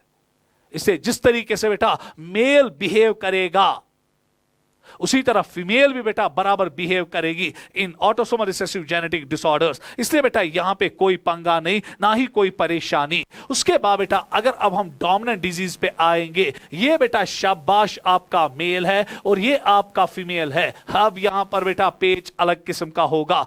डोमिनेंट, यहां पे जो डिफेक्टिव म्यूटेटेड एलील है वो डोमिनेंट फॉर्म में अपने आप को एक्सप्रेस करता है। यहां पे बेटा capital A diseased, capital A small A again disease, क्योंकि यहां कैरियर्स का कोई कंसेप्ट नहीं है। डिजीज होती है even in presence of one dominant defective allele.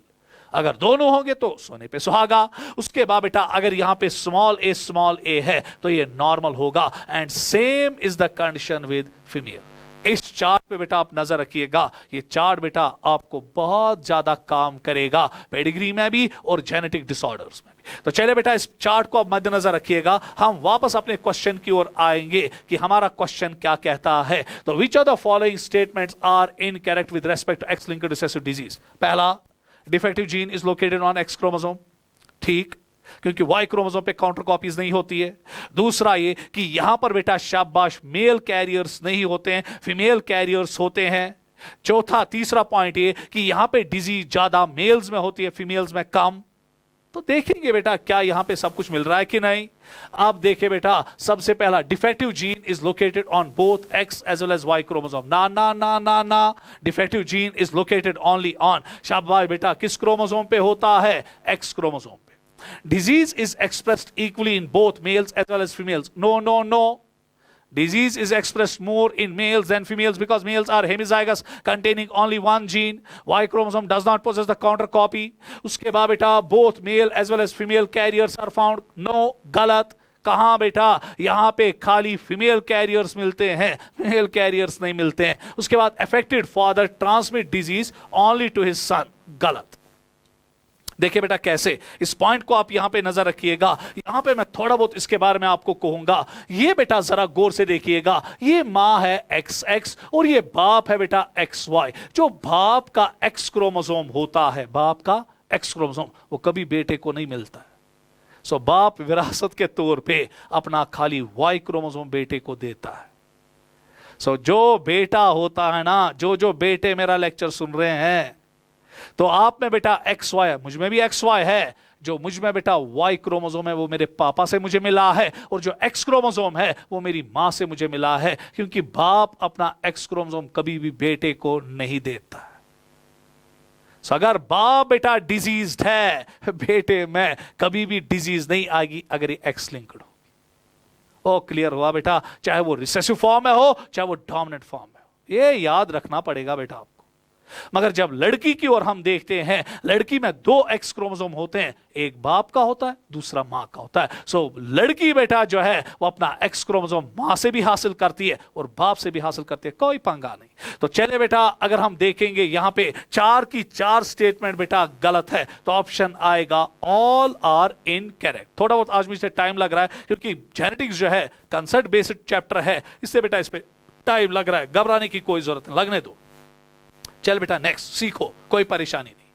देखिए बेटा अब यहां पे मैंने कलर ब्लाइंडनेस के 2 बेटा पॉइंट्स लाए हैं, और ये भी आप याद रखना, कलर ब्लाइंडनेस में अगर हम देखेंगे बेटा फीमेल में ये डिजीज कम होती है, ठीक है, और मेल्स में बेटा बहुत ही ज्यादा।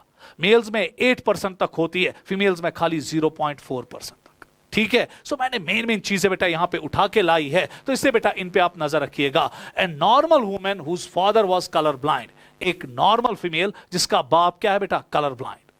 उसके बाद is married to a man whose father was also colour blind. गौर से देखिएगा बेटा, न यहां पे आपको फीमेल का जीनोटाइप दिया गया है, ना मेल का बेटा रियल जीनोटाइप दिया गया है। सो दैट मींस कि ये बेटा आपको कहता है एक नॉर्मल वुमेन है XX, मुझे नहीं पता बेटा, ये नॉर्मल कैरियर भी हो सकती है। और उसके बाद बेटा अब ये मैरी करते एक मैन, एक मर्द के साथ, समझ में आ गया? तो उसका भी बेटा जीनोटाइप परफेक्टली नहीं दिया गया है। अब मुझे देखना यह है कि ये बेटा यहां पे वाइफ है और ये यहां पे हस्बैंड है जिनकी शादी हो रही है, मगर मुझे पता ही नहीं है कि रिगार्डिंग कलर ब्लाइंडनेस क्या ये कैरियर है कि डिजीज है। अब मुझे निकालना, गौर से देखिएगा। A normal women whose father was colour blind, इस लड़की का बाप बेटा कलर ब्लाइंड था ना, सो दैट मीन्स कि बेटा अगर मैं यहां पे सी लिखूंगा, सी का मतलब यह हुआ कि इसके बाप के एक्स क्रोमोसोम पे डिफेक्टिव जीन था। क्या ये लड़की बेटा डिजीज्ड होगी? अब आप कहोगे सर मां किथे, मां कहां है इसकी? सो जब तक मुझे मां का पता नहीं होगा तो तब तक मैं कैसे बोलूंगा कि जो ये लड़की है जिसकी शादी हो रही है इसका एक्स क्रोमोसोम कैसा बिहेव कर रहा है regarding with respect to colour blindness? बेटा मां को नॉर्मल लेना। क्यों? क्योंकि जब मां यहां पे डिस्कस नहीं हो रही है, खाली बाप का जीनोटाइप पता है कि इसका बाप कलर ब्लाइंड था, तो बेटा घसीटो मां को, मत घसीटो उसको, नेचुरली मानो कि वो बेटा नॉर्मल है। और अभी मैंने कहा कि जब एक लड़की के दो एक्स क्रोमोसोम हम देखते हैं उसमें एक बाप का होता है दूसरा मां का होता है। सो दैट मींस कि बेटा जो ये औरत है इसमें एक जीन तो, एक कॉपी तो नॉर्मल होगी और दूसरी क्या होगी? डिफेक्टिव। क्योंकि डिफेक्टिव कॉपी इसने हासिल कहां से की? बाप से, और नॉर्मल कॉपी मां से, क्योंकि मां बेटा यहां डिस्कस नहीं हो चुकी है क्वेश्चन में, तो एज यूजुअल नॉर्मल ही है। उसके बाद बेटा अब ये लड़का है married to a man whose father was colour blind, तो इस लड़के का जो बाप था वो भी बेटा कलर ब्लाइंड है। अभी मैंने आपको कहा कि बाप अपना डिफेक्टिव एक्स क्रोमोसोम कभी बेटे को नहीं देता है, और मुझे एज्यूम करना है ना कि इस लड़के की जो मां है वो क्या थी बेटा? नॉर्मल। सो दैट मींस कि बेटा ये लड़का नॉर्मल होगा जिसकी शादी हो रही है। तो आप बेटा जरा गौर से देखिएगा, ये फीमेल कैरियर है ना, और ये बेटा मेल हमने निकाला नहीं कि ये क्या बेटा? नॉर्मल। अब क्वेश्चन देखिए क्या बोलता है, द सन्स वुड बी। अब देखना है कि जो इनसे लड़के पैदा होंगे वो क्या होंगे। बस बेटा यहां पर देखिएगा, ये औरत है ना, लड़कों में एक्स क्रोमोसोम खाली कहां से आता है? मां से, बाप से नहीं। सो दैट मींस कि बेटा 50% सन्स जो है उनको मिलेगा ना बेटा नॉर्मल एक्स क्रोमोसोम, और 50% सन्स को जो है उनको मिलेगा ना बेटा एक्स डी या एक्स सी, कलर ब्लाइंड जीन या कलर ब्लाइंड जीन वाला x chromosome. So that means के 50% सन्स में कलर ब्लाइंडनेस होगी। ढूंढिए, ये है बेटा ऑप्शन, 50% सन्स इसके जो होंगे वो क्या होंगे बेटा? Colour blind. खत्म। चलिए बेटा नेक्स्ट क्वेश्चन। चलिए, a person whose father, question तगड़ा है, यहां पे नजर रखिएगा बेटा। नीट का क्वेश्चन आया है, उसी को मैंने उठाया क्योंकि थोड़ा वो तगड़ा क्वेश्चन है। A person whose father is colour blind, एक मर्द है। अब बेटा यहां पर नजर रखिएगा, ये एक मर्द है, गौर से देखिएगा। अब इसका जो बाप है, ये मर्द जो है इसका जो बाप है वो कलर ब्लाइंड था। एक्स सी वाई, सी का मतलब कलर ब्लाइंड जीन है, शॉर्ट फॉर्म में बेटा, ताकि आपको समझ आए। और आपको पता है कि जब बाप कलर ब्लाइंड होता है तो बेटा हमेशा क्या होगा? नॉर्मल। क्योंकि बेटे में बेटा एक्स क्रोमोसोम कभी बाप से नहीं आता है। तो क्या मैं हक के साथ लिखूं ये लड़का जो है ये नॉर्मल है? तो चले बेटा एक्स एंड वाई। अब बेटा इसकी शादी तो होगी ना, अब शादी इसकी एक औरत के साथ हो रही है, एक्स एक्स ही होगी। उसके बाद बेटा जरा गौर से देखिएगा, मैरीज ए लेडी। अब ये वो लेडी है जिसके साथ ये शादी कर रहा है, हुज मदर इज डॉटर। वाह वाह वाह, इसकी जो मां है ये मां इसकी, ठीक है, ये बेटा डॉटर है कलर ब्लाइंड मैन की। इसका दादा जो था वो कलर ब्लाइंड था। हो बेटा क्वेश्चन में देखिए क्या है, ये लेडी है ना, लेडी की मां का जीनोटाइप भी पता ही नहीं है, मगर यह पता है कि जो लड़की की मां का बाप था वो बेटा कलर ब्लाइंड था। दैट मींस कि इस लड़की का जो दादा था, या सॉरी नाना था, क्योंकि मां का बाप है ना तो नाना ही होगा, तो नाना कलर ब्लाइंड था। ओहो मुसीबत यह है कि अब आप कैसे पता चलाओगे कि पहले बेटा इसकी मां क्या है फिर लेडी कैसे है। अब जरा गौर से देखिएगा, इसकी मां जो है वो 100% बेटा कैरियर होंगी। तो ये बेटा मां कैरियर और दूसरा नॉर्मल। अब बेटा इसकी मां जो बनी वो कैरियर थी, किसकी बेटा? लेडी की मां। अब हमें देखना है ना कि ये लेडी क्या है, क्योंकि मुझे इसके मां के साथ क्या लेना देना है, मुझे बेटा इस लेडी के साथ लेना देना है। अब जरा गौर से देखिएगा, इस लेडी में बेटा यहां से एक्स एन भी आ सकता है ना, तो ये आएगा बेटा एक्स एन, और एज्यूम करना है कि इसका दूसरा एक्स नॉर्मल होगा, क्योंकि बेटा ये जिसके साथ इसकी मां की शादी हुई होगी उसको बेटा हमें नॉर्मल बनाना है। सो दैट मींस कि या तो कंडीशन होगी एक्स एन, या फिर बेटा कंडीशन ऐसी भी हो सकती है ना कि इसमें बेटा ये डिफेक्टिव जीन आएगा, तो at that time the condition will be X C X N. फंस गए ना बेटा, या तो ये लेडी नॉर्मल होगी या तो ये लेडी बेटा क्या होगी? कैरियर। मगर अब बेटा मैं फंस गया ना, मैं क्या करूं इस क्वेश्चन का, क्योंकि मुझे बेटा यहां से इसके साथ भी इसको क्रॉस करना पड़ेगा, यहां से इसके साथ भी इसको क्रॉस करना पड़ेगा। एक बेटा एक अनार दो बीमार, क्या करे बेटा। अब जरा गौर से देखिएगा इस क्वेश्चन को कैसे सॉल्व करना पड़ता है, जहां पे आपको डबल क्रॉस करना पड़ेगा, आपको बेटा एक मिडवे निकालना पड़ता है। आप देखेंगे कि जब मैं इस क्रॉस को करूंगा वहां से क्या क्या आएगा, और जब मैं इसके साथ इसका क्रॉस करूंगा वहां से क्या क्या आएगा। कोई चीज तो कॉमन निकल के आएगी ना। देखिए कॉमन निकल के क्या आएगी, अगर आप इसके साथ इसका क्रॉस करोगे यहां पे बेटा 50% सन्स जो है उनको ये एक्सी मिलेगा ना, वो कलर ब्लाइंड होंगे, और 50% सन्स जो होंगे उनको मिलेगा ना एक्सएन, तो वो क्या होंगे बेटा नॉर्मल। मगर इनकी 100% डॉटर्स क्या होंगे नॉर्मल। हाँ बेटा 50% कैरियर होंगे, कैरियर को भी हम बेटा नॉर्मल मानते हैं। तो यहां पे बेटा सन्स जो है 50% कलर ब्लाइंड होंगे। अगर आप इसका इसके साथ क्रॉस करोगे तो एट दैट टाइम 50% सन्स जो है वो बेटा कलर ब्लाइंड और 50% नॉर्मल, मगर जो डॉटर्स है वो 100% क्या निकलेंगे नॉर्मल। हाँ 50% बेटा नॉर्मल होंगे, 50% कैरियर को भी हम एज्यूम करते हैं नॉर्मल, क्योंकि उसमें कोई सिम्टम डिस्प्ले नहीं होता है ना बेटा। अब अगर मैं बेटा इस क्रॉस को इस नॉर्मल मैन को इस नॉर्मल फीमेल के साथ क्रॉस करूंगा, यहां पे 100% सन्स जो होंगे बेटा वो नॉर्मल निकल के आएंगे, और 100% डॉटर्स जो है वो भी बेटा नॉर्मल निकल के आएंगे। अब देखना बेटा, अब हम देखेंगे कि कॉमन कहां बैठ रहा है ऑप्शन। अगर मैं देखूंगा all sons are colour blind, no, उसके बाद some sons normal, some sons colour blind, तो ये वाला ऑप्शन बेटा यहां पे बैठ रहा है। पर मुझे बेटा मिडवे देखना है कि दोनों ऑप्शंस बैठने चाहिए दोनों क्रॉसेस पे, तो ये ऑप्शन खाली एक क्रॉस पे बैठ रहा है। ऑल कलर ब्लाइंड नहीं, ऑल डॉटर्स नॉर्मल। हाँ बेटा जब मैं इसका इसके साथ क्रॉस कर रहा हूं वहां भी डॉटर्स नॉर्मल आ रहे हैं, जब मैं इसका इसके साथ क्रॉस कर रहा हूं वहां भी डॉटर्स क्या आ रहे हैं नॉर्मल। तो बेटा यही तो है दोनों क्रॉसेस का रिजल्ट, जहां पर बेटा हमेशा डॉटर्स क्या होते हैं नॉर्मल। तो इस क्वेश्चन का आंसर आएगा 4। क्लियर बेटा। चलिए नेक्स्ट। सो कलर ब्लाइंडनेस पे बेटा हमने 2 क्वेश्चंस दिए थे। चलिए बेटा नेक्स्ट अब हम आएंगे, a man with a certain disease marries a normal women. एक मर्द यहां पर है, तो चले बेटा मर्द को हम XY लेंगे फिलहाल, मुझे नहीं पता क्या मामला आगे जाके हो जाएगा। ये एक नॉर्मल फीमेल के साथ शादी कर रहा है। अब बेटा आपको पता है कि जो ये मेल है ये डिजीज्ड है, ये बेटा डिजीज्ड है, और जो बेटा ये फीमेल है क्वेश्चन खुद लिखता है कि ये नॉर्मल है। अब बेटा आगे की ओर देखेंगे क्वेश्चन क्या मुझे मांग रहा है। दे हैव 8 चिल्ड्रन, इनके 8 बच्चे हैं, माशाल्लाह मुबारक हो इनको। इनके बेटा 8 बच्चे हैं जिसमें 3 डॉटर्स है और 5 बेटे हैं। सो इस कपल के जहां पे मर्द बीमार है, औरत नॉर्मल है, 8 बच्चे इनके हैं जिसमें बेटा इनकी 3 बेटियां हैं और 5 बेटे हैं। All daughters suffer from their fathers disease but none of the sons are affected.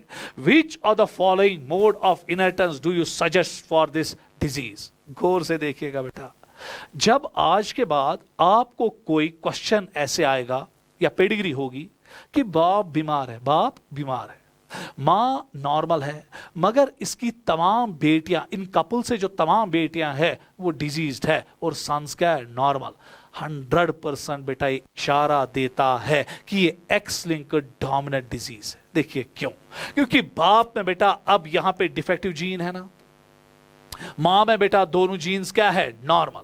हर किसी बेटी को बाप का जीन मिलेगा ना, बाप का एक्स क्रोमोसोम मिलेगा ना। सो दैट मींस जो कोई भी बेटी यहां पैदा होगी इनसे वो होगी ना बेटा XD-XN। बाप से क्या आएगा डिफेक्टिव जीन, मां से क्या आएगा नॉर्मल जीन। तो हर कोई बच्चा, हर कोई डॉटर यहां पे बेटा डिजीज होगी, क्योंकि डोमिनेंट डिजीज मैंने अभी आपको कहा are expressed even in presence of 1 defective gene. So answer is बेटा 2, sex linked dominant disease. Next, which of the following statement incorrect with respect to sickle cell anaemia. तो चले बेटा अब स्किल सेल एनीमिया की ओर रुजू कर रहे हैं, तो आहिस्ता आहिस्ता बेटा हम आगे की ओर बढ़ रहे हैं। तो अब मैं बेटा डायरेक्टली स्किल सेल एनीमिया पे आ रहा हूं। इससे पहले कि बेटा मैं स्किल सेल एनीमिया पे आऊं तो एक चीज बेटा आपको यहां पे नजर रखनी पड़ेगी। देखिए 2 जेनेटिक डिसऑर्डर्स हम देखते हैं इंसानों में, जो ना आपके सिलेबस में बेटा, जहां पे जेनेटिक डिसऑर्डर की वजह से हमारा हीमोग्लोबिन में एबनॉर्मेलिटी आ जाती है। और ये भी बेटा आपको पता होना चाहिए कि जो हमारा हीमोग्लोबिन है इस पे बेटा आप अच्छी तरह से नजर रखिएगा, क्योंकि किसी किसी जगह बेटा मुझे बोर्ड पे क्वेश्चन को डिस्कस करना पड़ता है ताकि बेटा आपको अच्छी तरह से सब कुछ समझ आए। देखिए बेटा, जब हम हीमोग्लोबिन का नजर देखेंगे, ये पॉलीपेप्टाइड हार्मोन है, इसमें 4 पॉलीपेप्टाइड प्रोटीन है। तो इसमें कुल मिला के अगर हम देखेंगे, कभी कभी बेटा स्लिप ऑफ टंग होता है, उसके लिए माफी। तो चले बेटा अब यहां पे नजर रखिएगा, उसमें बेटा 2 अल्फा चेन्स और 2 बीटा चेन्स होते हैं। और आपको पता है कि जो ये हीमोग्लोबिन है बेटा बहुत इंपॉर्टेंट है फॉर ट्रांसपोर्ट ऑफ गैसेस।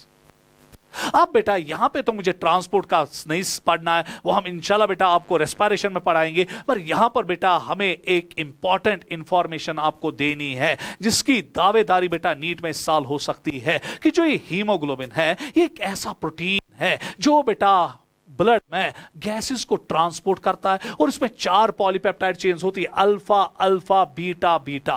मगर आपको पता है कि जहां पर भी आप पॉलीपेप्टाइड चेन या प्रोटीन देखोगे इसको कोई जीन तो बनाता होगा ना बेटा। हाँ, इसीलिए बेटा हीमोग्लोबिन जब बनता है वो बेटा जीन से बनता है। और इसके जो जीन्स होते हैं बेटा वो 2 क्रोमोसोम्स पे लोकेट होते हैं। इस पे बेटा आप नजर रखिएगा, एक तो क्रोमोसोम नंबर 11 पे।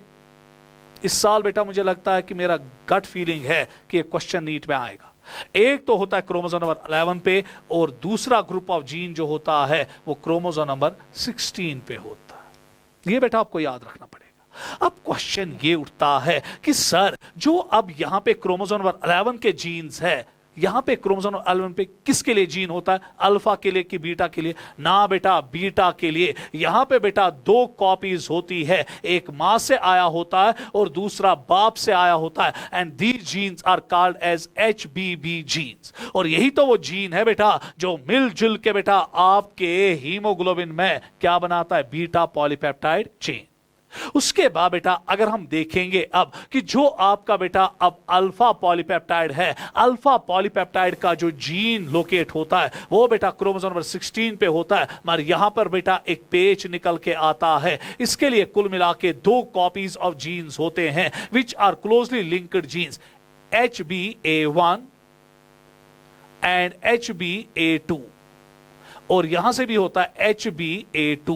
आप जरा बेटा गौर से यहां पर देखिएगा, जो अब बेटा आपका यहां पे क्रोमोसोम नंबर 16 होता है उसमें बेटा 4 कॉपीज होती है, या 2 बेटा copies of 2 pair of copies of genes होते हैं जो बेटा मिलजुल के क्या बनाते हैं, alpha chain. So alpha chain को बनाने के लिए बेटा ये जीन्स लगते हैं जो क्रोमोसोम नंबर 16 पे होता है, और बीटा पॉलीपेप्टाइड को बनाने के लिए ये जीन्स लगते हैं which are located on the chromosome number 11। Issue याद।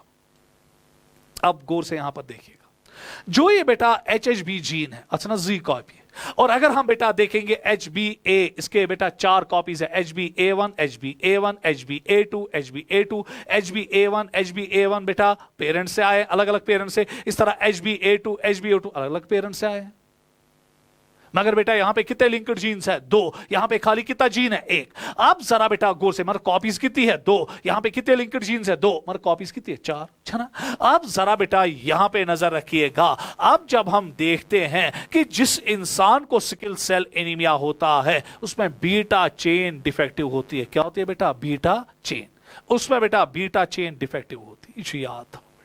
और बीटा चेन डिफेक्टिव क्या होती है कि इसमें कुल मिला के 146 अमाइनो एसिड्स होते हैं बीटा चेन में। और यहां पे जो छठा अमाइनो एसिड होता है इस बीटा चेन में, नॉर्मली वो बेटा ग्लूटामिक एसिड होना चाहिए, मगर यहां पे ग्लूटामिक एसिड के बजाय बेटा वेलिन होता है। इसी तरह यहां पर भी 6th पोजीशन पे ग्लूटामिक एसिड के बजाय जो बेटा अमाइनो एसिड होता है वो वेलिन होता है। और इसी की वजह से बेटा इंसान बर्बाद हो जाता है और उसको एक डिजीज हो जाती है, and that disease is called as sickle cell anaemia.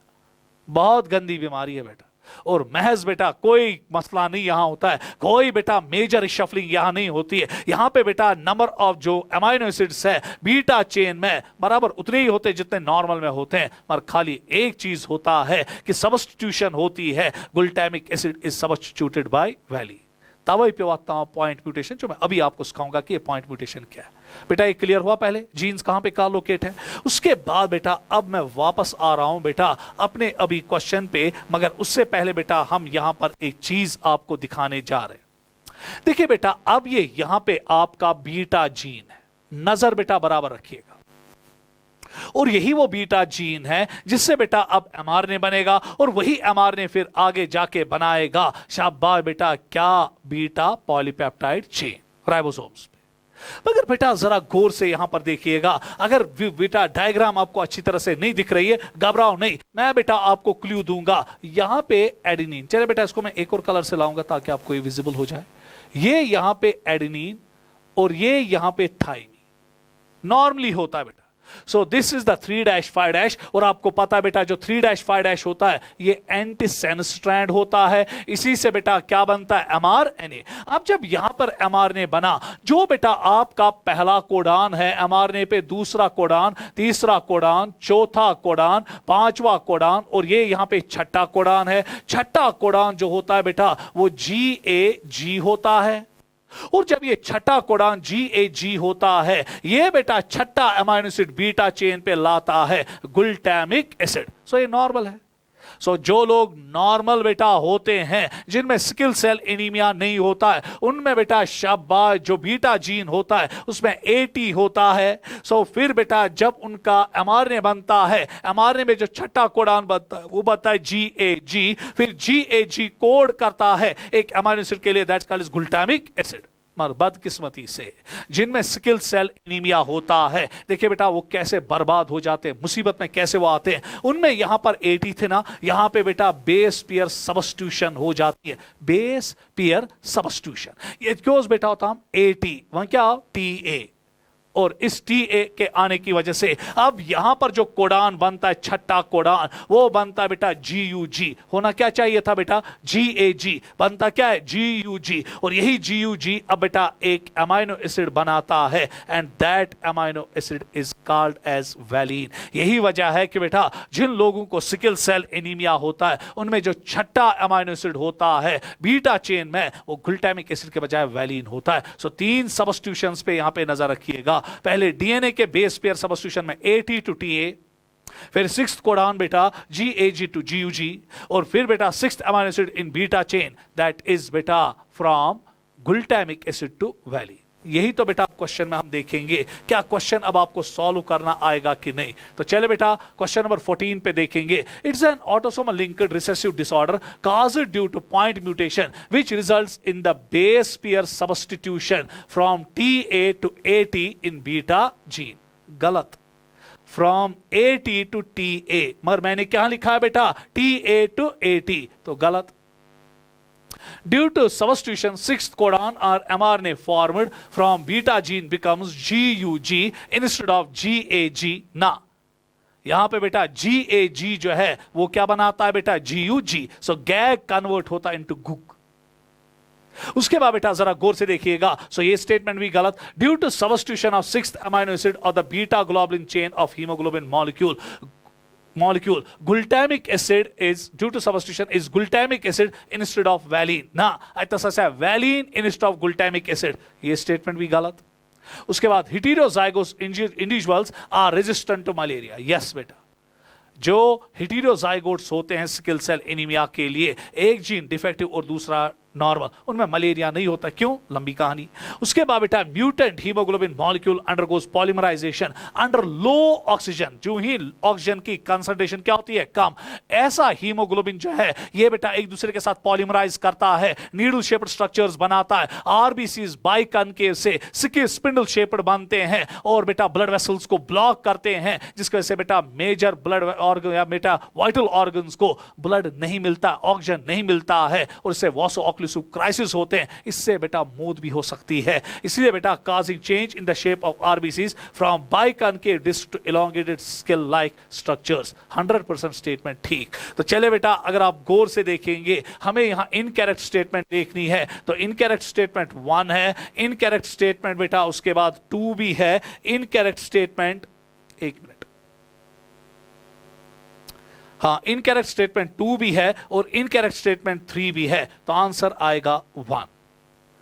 तो यहां पे बेटा इनकरेक्ट स्टेटमेंट एक तो पहली है, दूसरी और तीसरी है, चौथी और पांचवी स्टेटमेंट्स बेटा करेक्ट है। तो आंसर इज 1। चलिए बेटा नेक्स्ट क्वेश्चन की ओर दौड़ेंगे। चलिए, how many of the following are incorrect. तो चलिए बोलिए कि कितने स्टेटमेंट्स यहां पे इनकरेक्ट है। पहला, phenylketonuria is an inborn autosomal recessive metabolic disorder which occurs due to deficiency of phenylalanine hydroxylase enzyme, 100% correct. उसके बाद, in phenylketonuria phenylalanine is not converted into tyrosine, as a result levels of phenylalanine increases in blood, yes. क्योंकि आपको पता है बेटा, जब यहां पर किसी में बेटा ये म्यूटेशन हुई होती है, फिनाइल एलेनिन बेटा फिनाइल एलेनिन हाइड्रोक्सिलेज एंजाइम जिस जीन से बनता है, अगर उसकी म्यूटेशन होगी, क्रोमोसोम नंबर 12 पे होता है, तो उसकी वजह से बेटा फिनाइल एलेनिन हाइड्रोक्सिलेज एंजाइम नहीं बनता है। तो जो फिनाइल एलेनिन है वो टायरोसिन में कंप्लीट कन्वर्ट नहीं हो पाता है, जिसकी वजह से फिनाइल एलेनिन की लेवल्स ब्लड में इंक्रीज होती है। फिर कुछ फिनाइल एलेनिन बेटा फिनाइल पायरुविक एसिड में तब्दील होता है, ब्रेन में जाता है और इस बच्चे की मेंटल रिटार्डेशन करता है। और जब टायरोसिन कम बनता है तो मेलानिन भी कम बनता है, तो इसके बाल बेटा ग्रेइश हो जाते हैं। इससे बेटा पीलियोट्रोपिज्म की बेस्ट एग्जांपल है जो बॉटनी में भी लिखा गया है। Accumulated phenyl alanine gets converted into phenyl pyruvic acid which causes mental retardation, 100% correct. Phenyl ketonuria is an example of pleiotropism, 100% correct. यहां पे सारी स्टेटमेंट्स करेक्ट है, तो आंसर इज नन। यहां पे कोई भी स्टेटमेंट इनकरेक्ट नहीं है। चलिए next, which of the following is correct. अब मैं बेटा थैलेसीमिया की ओर आ रहा हूं। देखिए बेटा, अभी मैंने आपको कहा कि हीमोग्लोबिन को बनाने के लिए जीन्स जो है कहां कहां पे लोकेट है। आप बेटा अगर थैलेसीमिया को हम देखेंगे, ये पॉइंट म्यूटेशन से नहीं होता है, इसमें फ्रेम शिफ्ट म्यूटेशन है, इसमें डिलीशंस हो जाती। अब क्वेश्चन ये उठता है कि अगर बेटा alpha HHBA1 HHBA2 jeans mutate होंगे तो अल्फा पॉलीपेप्टाइड चेन्स डिफेक्टिव बनेंगे, तो उसकी वजह से बेटा जबरदस्त एनीमिया होगा, and that condition is called as alpha thalassaemia. और अगर बेटा HHB जीन जो है that is located on chromosome number 11, अगर उसकी म्यूटेशन होगी तो उसकी वजह से जो थैलेसीमिया बनेगा, and that's called as beta thalassaemia. यही तो देखना है। Thalassaemia is the autosomal linked recessive disease of haemoglobin, very good, characterised by reduced rate of synthesis of alpha or beta chain that make up the haemoglobin and causes anaemia, 100% correct. उसके बाद बेटा there are two closely linked genes HBA1 HBA2 located on the chromosome number 11, ये बेटा गलत है। They are located on chromosome number 16, तो ये बेटा शाबाश, यहां पर ये स्टेटमेंट गलत है। And single HHB gene located on chromosome number 16, यहां पे बेटा 11 के बजाय 16 होना चाहिए था, यहां पे 16 के बजाय 11 होना चाहिए था, तो ये स्टेटमेंट गलत। In alpha thalassemia, production of alpha globulin chain is affected, while as in beta thalassemia, production of beta chain is affected, 100% correct. उसके बाद severity of alpha thalassemia depends upon the mutation or deletion of one or more of the 4 genes, correct. याद रखिएगा बेटा, alpha thalassemia इसमें बेटा कुल मिला के अभी मैंने आपको कहा कि यहां पे कितने जीन्स बेटा गवर्न करते हैं। कुल मिला के बेटा 4 जीन्स यहां पे होते हैं। One is called as HBA1, ये एक पेरेंट से आया होता है, दूसरे पेरेंट से HBA1, नजर बराबर रखिएगा बेटा, HBA1। उसके बाद बेटा यहां पे HBA2 HBA2, क्लियर बेटा। अब अगर देखेंगे हम, ये एक कॉपी म्यूटेटेड हुई, 3 क्या है बेटा नॉर्मल। थैलेसीमिया ज्यादा एक्सप्रेस नहीं होगा बेटा, साइलेंट कैरियर रहेगा। अब अगर बेटा 2 जीन्स म्यूटेट हुए, तब बेटा थैलेसीमिया जो है इसको माइनर फॉर्म में अपने आप को दिखाएगा, तो माइनर अल्फा थैलेसीमिया। अगर बेटा 3 कॉपीज डिफेक्टिव होंगे, एक नॉर्मल होगी, तो at that time major thalassaemia, जबरदस्त सीवियर एनीमिया होगा। और अगर चारों के चारों कॉपीज म्यूटेड हो गया बदकिस्मती से, ऐसे बच्चे बेटा पैदा भी नहीं होते, यूट्रस में ही मर जाते, और उस कंडीशन को हम हाइड्रोप्स फिटालिस कहते हैं। तो इसीलिए बेटा याद रखिएगा कि जितना बेटा नंबर ऑफ कॉपीज डिफेक्टिव होते जाएंगे, अल्फा थैलेसीमिया उतना बुरा चेहरा दिखाता जाएगा। उसके बाद बेटा last, thalassaemia need by is a quantitative disorder. Yes बेटा, अगर आप देखेंगे यहां पे जो अल्फा या बीटा पॉलीपेप्टाइड चेन्स में डिफेक्ट हो जाता है, वहां पे नंबर ऑफ अमाइनो एसिड्स घट जाते हैं। मगर बेटा जब हम सिकल सेल एनीमिया देखते हैं, ये क्वांटिटेटिव नहीं, ये क्वालिटी, क्योंकि वहां पर बेटा नंबर ऑफ जो अमाइनो एसिड्स होते हैं अल्फा या बेटा बीटा चेन में, वो बेटा बराबर वही रहते हैं, खाली एक चीज होता है ग्लूटामिक एसिड के बजाय क्या आता है, वैलिन। तो ये स्टेटमेंट भी ठीक, तो इसमें बेटा आंसर आएगा 2। सो आंसर इज 2। Question number 17। तो चलिए बेटा क्वेश्चन नंबर 17 में आएंगे। If both the parents are carriers for thalassemia, which is an autosomal recessive disorder, what are the chances of pregnancy resulting in an affected child? बोलिए जी, chances of pregnancy क्या रहेंगे affected child? आप बेटा जरा गौर से देखिएगा कि क्या चांसेस रहेंगे बेटा, जो बच्चा अब पल रहा है मां के यूट्रस में, उसको बेटा क्या होगा, थैलेसीमिया। दोनों पेरेंट्स क्या बेटा, कैरियर। अभी मैंने बोला ये ऑटोसोमल रिसेसिव डिजीज है, दैट मींस एक पेरेंट होगा ना capital A small A, recessive form है डिजीज है, या सॉरी रिसेसिव पेरेंट्स है, कैरियर्स है, तो कैरियर यही है। और दूसरा पेरेंट जो भी होगा वो भी कैरियर है ना, capital A small A, capital A small A. क्योंकि मैंने कहा था बेटा जब हम ऑटोसोमल रिसेसिव डिजीज में आते हैं वहां पे कैरियर्स मेल भी होता है और फीमेल भी होता है, और उनका genotype capital A small A, capital A small A होता है। तो चले बेटा इनका क्रॉस अगर हम करेंगे, यहां आएगा ना बेटा कैपिटल ए, या तो इनके बच्चों में बेटा दोनों जीन्स डोमिनेंट फॉर्म में आएंगे, या फिर कैपिटल ए स्मॉल ए, या फिर बेटा यहां से कैपिटल ए स्मॉल ए, या फिर यहां से स्मॉल ए स्मॉल ए। जरा गौर से बेटा देखिएगा, मैंने आपको अभी कहा कि ऑटोसोमल रिसेसिव में कैपिटल ए क्या होगा, नॉर्मल, कैपिटल ए स्मॉल ए क्या होंगे, कैरियर, और कैरियर भी बेटा नॉर्मल की ही तरह बिहेव करते हैं, और ये स्मॉल ए क्या होगा, डिजीज। जरा गौर से बेटा यहां पर देखिएगा, 25% जो है वो नॉर्मल होंगे, 50% जो है वो कैरियर्स होंगे, और 25% जो है वो डिजीज होंगे। तो आंसर इज बेटा 25%। तो चांसेस ये है कि जो बच्चा बेटा इन कैरियर के, या जो ये कैरियर पेरेंट्स है, अब उसकी बीवी के बेटा यूट्रस में ये बच्चा पल रहा है, 25% चांसेस है कि वो थैलेसीमिया लेकर पैदा होगा। चलिए बेटा next question. Which of the following condition of aneuploidy is mismatched? तो देखिए बेटा एनियोपोलाइडी क्या होता है।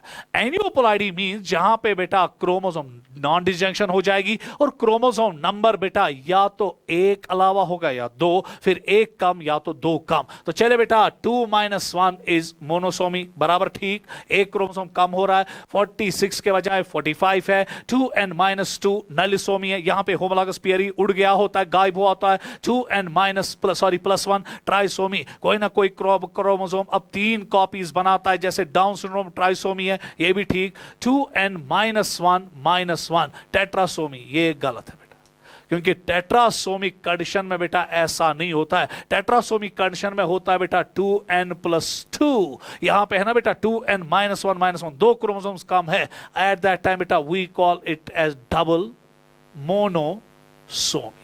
मगर यहां पे क्या लिखा गया बेटा, टेट्रासोमी। तो देयरफॉर बेटा this option is wrong, mismatch है, तो चौथा आंसर। चलिए next 19th question. Failure of segregation of chromatids during cell cycle results in the gain or loss of chromosomes is called as polyploidy. ना बेटा, it's called as aneuploidy. क्योंकि यहां पर बेटा लिखता है ना failure of segregation of chromatids. जब क्रोमेटिड्स में बेटा सेग्रीगेशन फेलियर होगी, it's not called as polyploidy, it's called as aneuploidy. उसी की वजह से बेटा क्रोमोसोम नंबर जो है वो इंक्रीज होगा ना, डिक्रीज होगा यूनिट्स में। उसके बाद बेटा पहली स्टेटमेंट गलत, and it is most occur in plants, नहीं प्लांट्स में ज्यादा पॉलीपोलाइडी होती है। Failure of cytokinesis after telophase stage of cell division results in an increase in whole set of chromosomes is called as aneuploidy. ना, यहां मैंने उल्टा किया है बेटा, ये होना चाहिए था एनियोपोलाइडी, ये होना चाहिए था पॉलीपोलाइडी। तो दोनों स्टेटमेंट्स बेटा गलत है, तो आंसर इज बेटा second, both the statements are incorrect. Next question.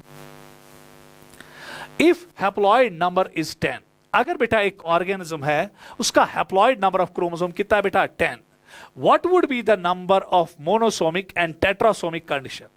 अब बेटा मोनोसोमी और टेट्रासोमी में इसके क्या कंडीशन होगी? सेशना गॉडी डिप्लॉयड बनाऊं, सो दैट मींस कि क्रोमोसोम नंबर कितना है 10, तो 10 बेटा जब डिप्लॉयड बनेगा तो ये कितना बनेगा 20। उसके बाद मोनोसोमी में 1 करेंगे माइनस, तो आंसर क्या आएगा 19। और बेटा टेट्रासोमी में आपको पता है 2 क्रोमोसोम्स अलावा होते हैं, तो आंसर आएगा 22। तो देखो बेटा 19 और 22 कहां पे आंसर है? ऑप्शन है, सो दैट इज योर 2। चलिए next, match the following columns. यहां पे बेटा आप कॉलम्स को मैच कीजिएगा, प्लीज बेटा नजर बराबर रखिएगा। यहां पे आपको कॉलम्स को बेटा आप मैच करना है। डाउन सिंड्रोम, देखिए बेटा डाउन सिंड्रोम है ना ट्राइसोमी ऑफ 21st क्रोमोसोम, सो वहां पर बेटा 47 क्रोमोसोम्स तो होते हैं, आपको बेटा ये पता है, वहां पे 47 क्रोमोसोम्स आपको मिलेंगे। यहां पर मैं थोड़ा बहुत बेटा इसको करेक्ट करूंगा, इसको करेक्ट करेंगे, ये 47 है यहां पे, इसको बेटा रीड कीजिएगा एज 47, इसको अभी ठीक करवाया जाएगा। तो चलिए बेटा अब देखिएगा यहां पे क्रोमोसोम्स कितने होते हैं बेटा 47। पर अब देखना यह है कि सर अगर 47 क्रोमोसोम्स है डाउन सिंड्रोम में तो कैसे बिहेव करेंगे? यहां पे बेटा होगा 47 विद, प्लीज बेटा नजर रखिएगा, 47 विद XX और XY। या तो डाउन सिंड्रोम बेटा अगर मेल में होगा तो एट दैट टाइम बेटा इसको हम सीधे लिख सकते हैं, अगर आप लिखना चाहते हो we can write is 47 with XY। अगर फीमेल में होगा, क्योंकि यहां ट्राइसोमी 21st क्रोमोसोम की है ना, 47 विद XX। इना गरीब बेटा ये कंफ्यूजन कि 47 प्लस 48 49 ना, इशू विद बना। अगर 47 क्रोमोसोम्स है तो क्या है, कैसे? With XY। इसी तरह बेटा 47 क्रोमोसोम विद XX, क्योंकि डाउन सिंड्रोम बेटा सेक्स क्रोमोसोम के साथ वाबस्तगी रखता नहीं है, वहां ट्राइसोमी होती है 21st क्रोमोसोम की। उसके बाद बेटा क्लाइन फिल्टर सिंड्रोम पे अगर हम आएंगे तो देखिए बेटा क्लाइन फिल्टर सिंड्रोम में क्या होता है, 47 विद XXY। फिर से याद बेटा 47 क्रोमोसोम्स है मगर यहां पे सेक्स क्रोमोसोम्स की ट्राइसोमी है XXY। उसके बाद टर्नर सिंड्रोम बेटा यहां पे 45 ही क्रोमोसोम्स होते हैं, क्यों? क्योंकि वहां पे एक सेक्स क्रोमोसोम एब्सेंट होता है, 45 विद X0। सुपर फीमेल है 47 क्रोमोसोम्स लेकर चलती है क्योंकि इसमें एक एक्स्ट्रा X क्रोमोसोम होता है। तो चले बेटा कीजिए, डाउन सिंड्रोम का आएगा 4। तो देखिए बेटा यहां पे सीधे हम अब इसको पकड़ लेंगे क्योंकि मेरे पास पहला ही बेटा दूसरा ही ऑप्शन है जहां पे A4 है, तो आंसर आएगा ये दूसरा। चलिए next question, representative figure showing an individual inflected with Down syndrome, find out the incorrect statement with respect to this syndrome. तो चलिए इनकरेक्ट स्टेटमेंट बता दीजिए with respect to this syndrome. First described by Langdon Down in 1866, इसको पहली बार बेटा लैंगहान down ने 1866 में लाया, बराबर। It's an trisomic chromosomal genetic disorder in which additional copy of chromosome number 21, yes बेटा ये भी ठीक। Affected individual is short statured with large round head, no बेटा विद स्मॉल राउंड हेड, ये स्टेटमेंट गलत। It's also called as Mongolian syndrome, yes बेटा, क्योंकि यहां पर जो पेशेंट होता है थोड़ा बहुत बेटा मंगोल रेस के जैसा दिखता है, ये भी ठीक। Physical psychomotor and mental development is retarded, ये भी बेटा ठीक है। अब हमें यहां देखना है कि इनकरेक्ट स्टेटमेंट कितनी है, खाली एक, तो आंसर इज 4। चलिए next, find out the mismatch between the Klinefelter syndrome and Turner syndrome. Mismatch देखिएगा बेटा, सेक्स लिंक्ड ट्राइसोमी, यस यहां पे होता है ना बेटा 44 XXY। Sex linked monosomic genetic disorder, yes बेटा यहां पे होता है ना 44 X0, तो ये भी ठीक, ये भी ठीक। उसके बाद बेटा देयर इज एक्स्ट्रा X और Y क्रोमोसोम, बस बेटा यहां नजर रखिएगा, पेज यहीं पे लगा हुआ है। जब आपको कोई कहेगा कि क्लाइन फिल्टर सिंड्रोम में पेशेंट के पास क्या बेटा जेनेटिक मेकअप होता है 44 XXY, वह अच्छा सा X क्रोमोसोम अलाव कि Y क्रोमोसोम, क्या बोलोगे बेटा? और आप कहोगे सर हाँ या तो X अलावा है या Y है, बेटा आंसर बोलना X। पता है क्यों? क्योंकि बेटा जो क्लाइन फिल्टर वाला सिंड्रोम होता है ये जीनोटिपिकली या सॉरी फिनोटिपिकली मेल दिखता है, ये मेल होता है। तो मेल में बेटा कंडीशन है ना XY को, दैट मींस कि इसमें X क्रोमोसोम क्या है अलावा, so there is an extra X और Y क्रोमोसोम, गलत बेटा। हाँ अगर यहां पे खाली लिखा होता there is an extra X chromosome फिर ठीक है, क्योंकि ना मेल बेटा ये मेल ना पन जीनोटाइप 44XY अमिस ना बेटा 44XXY दैट मीन्स अमिस अख एक्स क्रोमोसोम अलाव वो वन सर वाई हेक्न कैसे क्योंकि ये मेल है ना बेटा। उसके बाद अगर यहां पर देखोगे एक्स और वाई क्रोमोसोम इज एब्सेंट बेटा अच्छा 44X0 वहां वन एब्सेंट क्रोमोसोम क्या एक्स किन वाई एक्स क्यों क्योंकि बेटा ये फीमेल होती है। टर्नर सिंड्रोम वाला जो पेशेंट होता है फीमेल होती है। फीमेल में एक्स क्रोमोसोम ही होता है ना एक सूचना एब्सेंट तो आंसर क्या आएगा बेटा एक्स मगर मैंने क्या लिखा XY क्रोमोसोम यही बेटा यहां मिसमैच हो रहा है। उसके बाद बेटा अफेक्टेड मेल्स आर स्ट्राइल ये आपको याद रखना है कि जिसको भी बेटा क्लाइनफिल्टर सिंड्रोम होता है वो बेटा शाबाश मेल होता है मगर स्ट्राइल होता है और उसमें ओवरऑल बेटा मस्कुलाइन डेवलपमेंट होती है विद फेमिनाइन कैरेक्टर्स नीट में आया है। उसके बाद affected females are sterile but their ovaries are rudimentary which lack with lack of other secondary sexual characters ये भी ठीक। उसके बाद वन बार बॉडी प्रेजेंट देखिए बेटा बार बॉडी क्या होती है जो बेटा नजर रखिएगा जो बेटा मेल होता है मेल में कंडीशन है ना 44XY फीमेल में कंडीशन है बेटा 44XX है कि नहीं। तो फीमेल्स में बेटा एक एक्स क्रोमोसोम हेटेरोक्रोमेटाइज चला गया होता क्यों बेटा लंबी कहानी है ज्यादा जाने की जरूरत नहीं और ये स्टेन क्या लेता है ज्यादा और इसी को बेटा पहली बार मुर्रे बार ने देखा और इसी की वजह से बेटा इसका नाम पड़ा बार बॉडी। सो बार बॉडी कुछ नहीं है inactivated x chromosome. So out of 2 X chromosome, one of the X chromosome is inactivated. आप बेटा जरा गौर से देखिएगा यहां पे है ना इसमें कंडीशन 44XXY वो मिश्रा एक्स्ट्रा X क्रोमोसोम सो ये बार बॉडी की तरह बिहेव करेगा ना। सो आज के बाद याद रखना पेशेंट फिनोटिपिकली मेल एक पेशेंट है फिनोटिपिकली क्या है male but with Barr body male में बेटा नॉर्मली बार बॉडी होती नहीं कहते आज बेटा मेल चुना 44XY बार बॉडी तभी बनती है बेटा जब एक्स क्रोमोसोम एक से क्या होगा ज्यादा। सपोज बेटा फीमेल में 2 एक्स क्रोमोसोम एक बार बॉडी बनेगी। कब सपोज बेटा फीमेल में सुपर फीमेल कंडीशन है 3 एक्स क्रोमोसोम्स है तो 2 बेटा बार बॉडी बनेगी एक नॉर्मल होगा। तो हमेशा बार बॉडी को डिटेक्ट करने के लिए नंबर निकालने के लिए आपको नंबर ऑफ बेटा एक्स क्रोमोसोम -1 करना पड़ेगा और जब आप नंबर ऑफ एक्स क्रोमोसोम -1 करोगे that will be your bar bodies. तो देखिए बेटा अब यहां पर मेल में एक्स क्रोमोसोम अलावा है ना तो ये बार बॉडी दिखाएगा। पर जब हम फीमेल की ओर आते हैं अचानक कंडीशन 44X0 और जब यहां पे टर्नर सिंड्रोम वाले फीमेल में कंडीशन है ना 44X0 तो female is phenotypically female patient is phenotypically female without bar body is suffering from Turners syndrome. तो चले बेटा आगे की ओर दौड़ेंगे। तो चले बेटा थोड़ा बहुत हम यहां पे ब्रेक लेंगे। जेनेटिक्स आपका कंप्लीट हुआ इसकी रीजनिंग असर्शंस हम अभी ले रहे हैं तो बेटा थोड़ा बहुत हम ब्रेक लेंगे। तो ब्रेक के बाद बेटा हम एवोल्यूशन के साथ आपके नेक्स्ट चैप्टर के साथ जुड़ेंगे। अस्सलाम वालेकुम।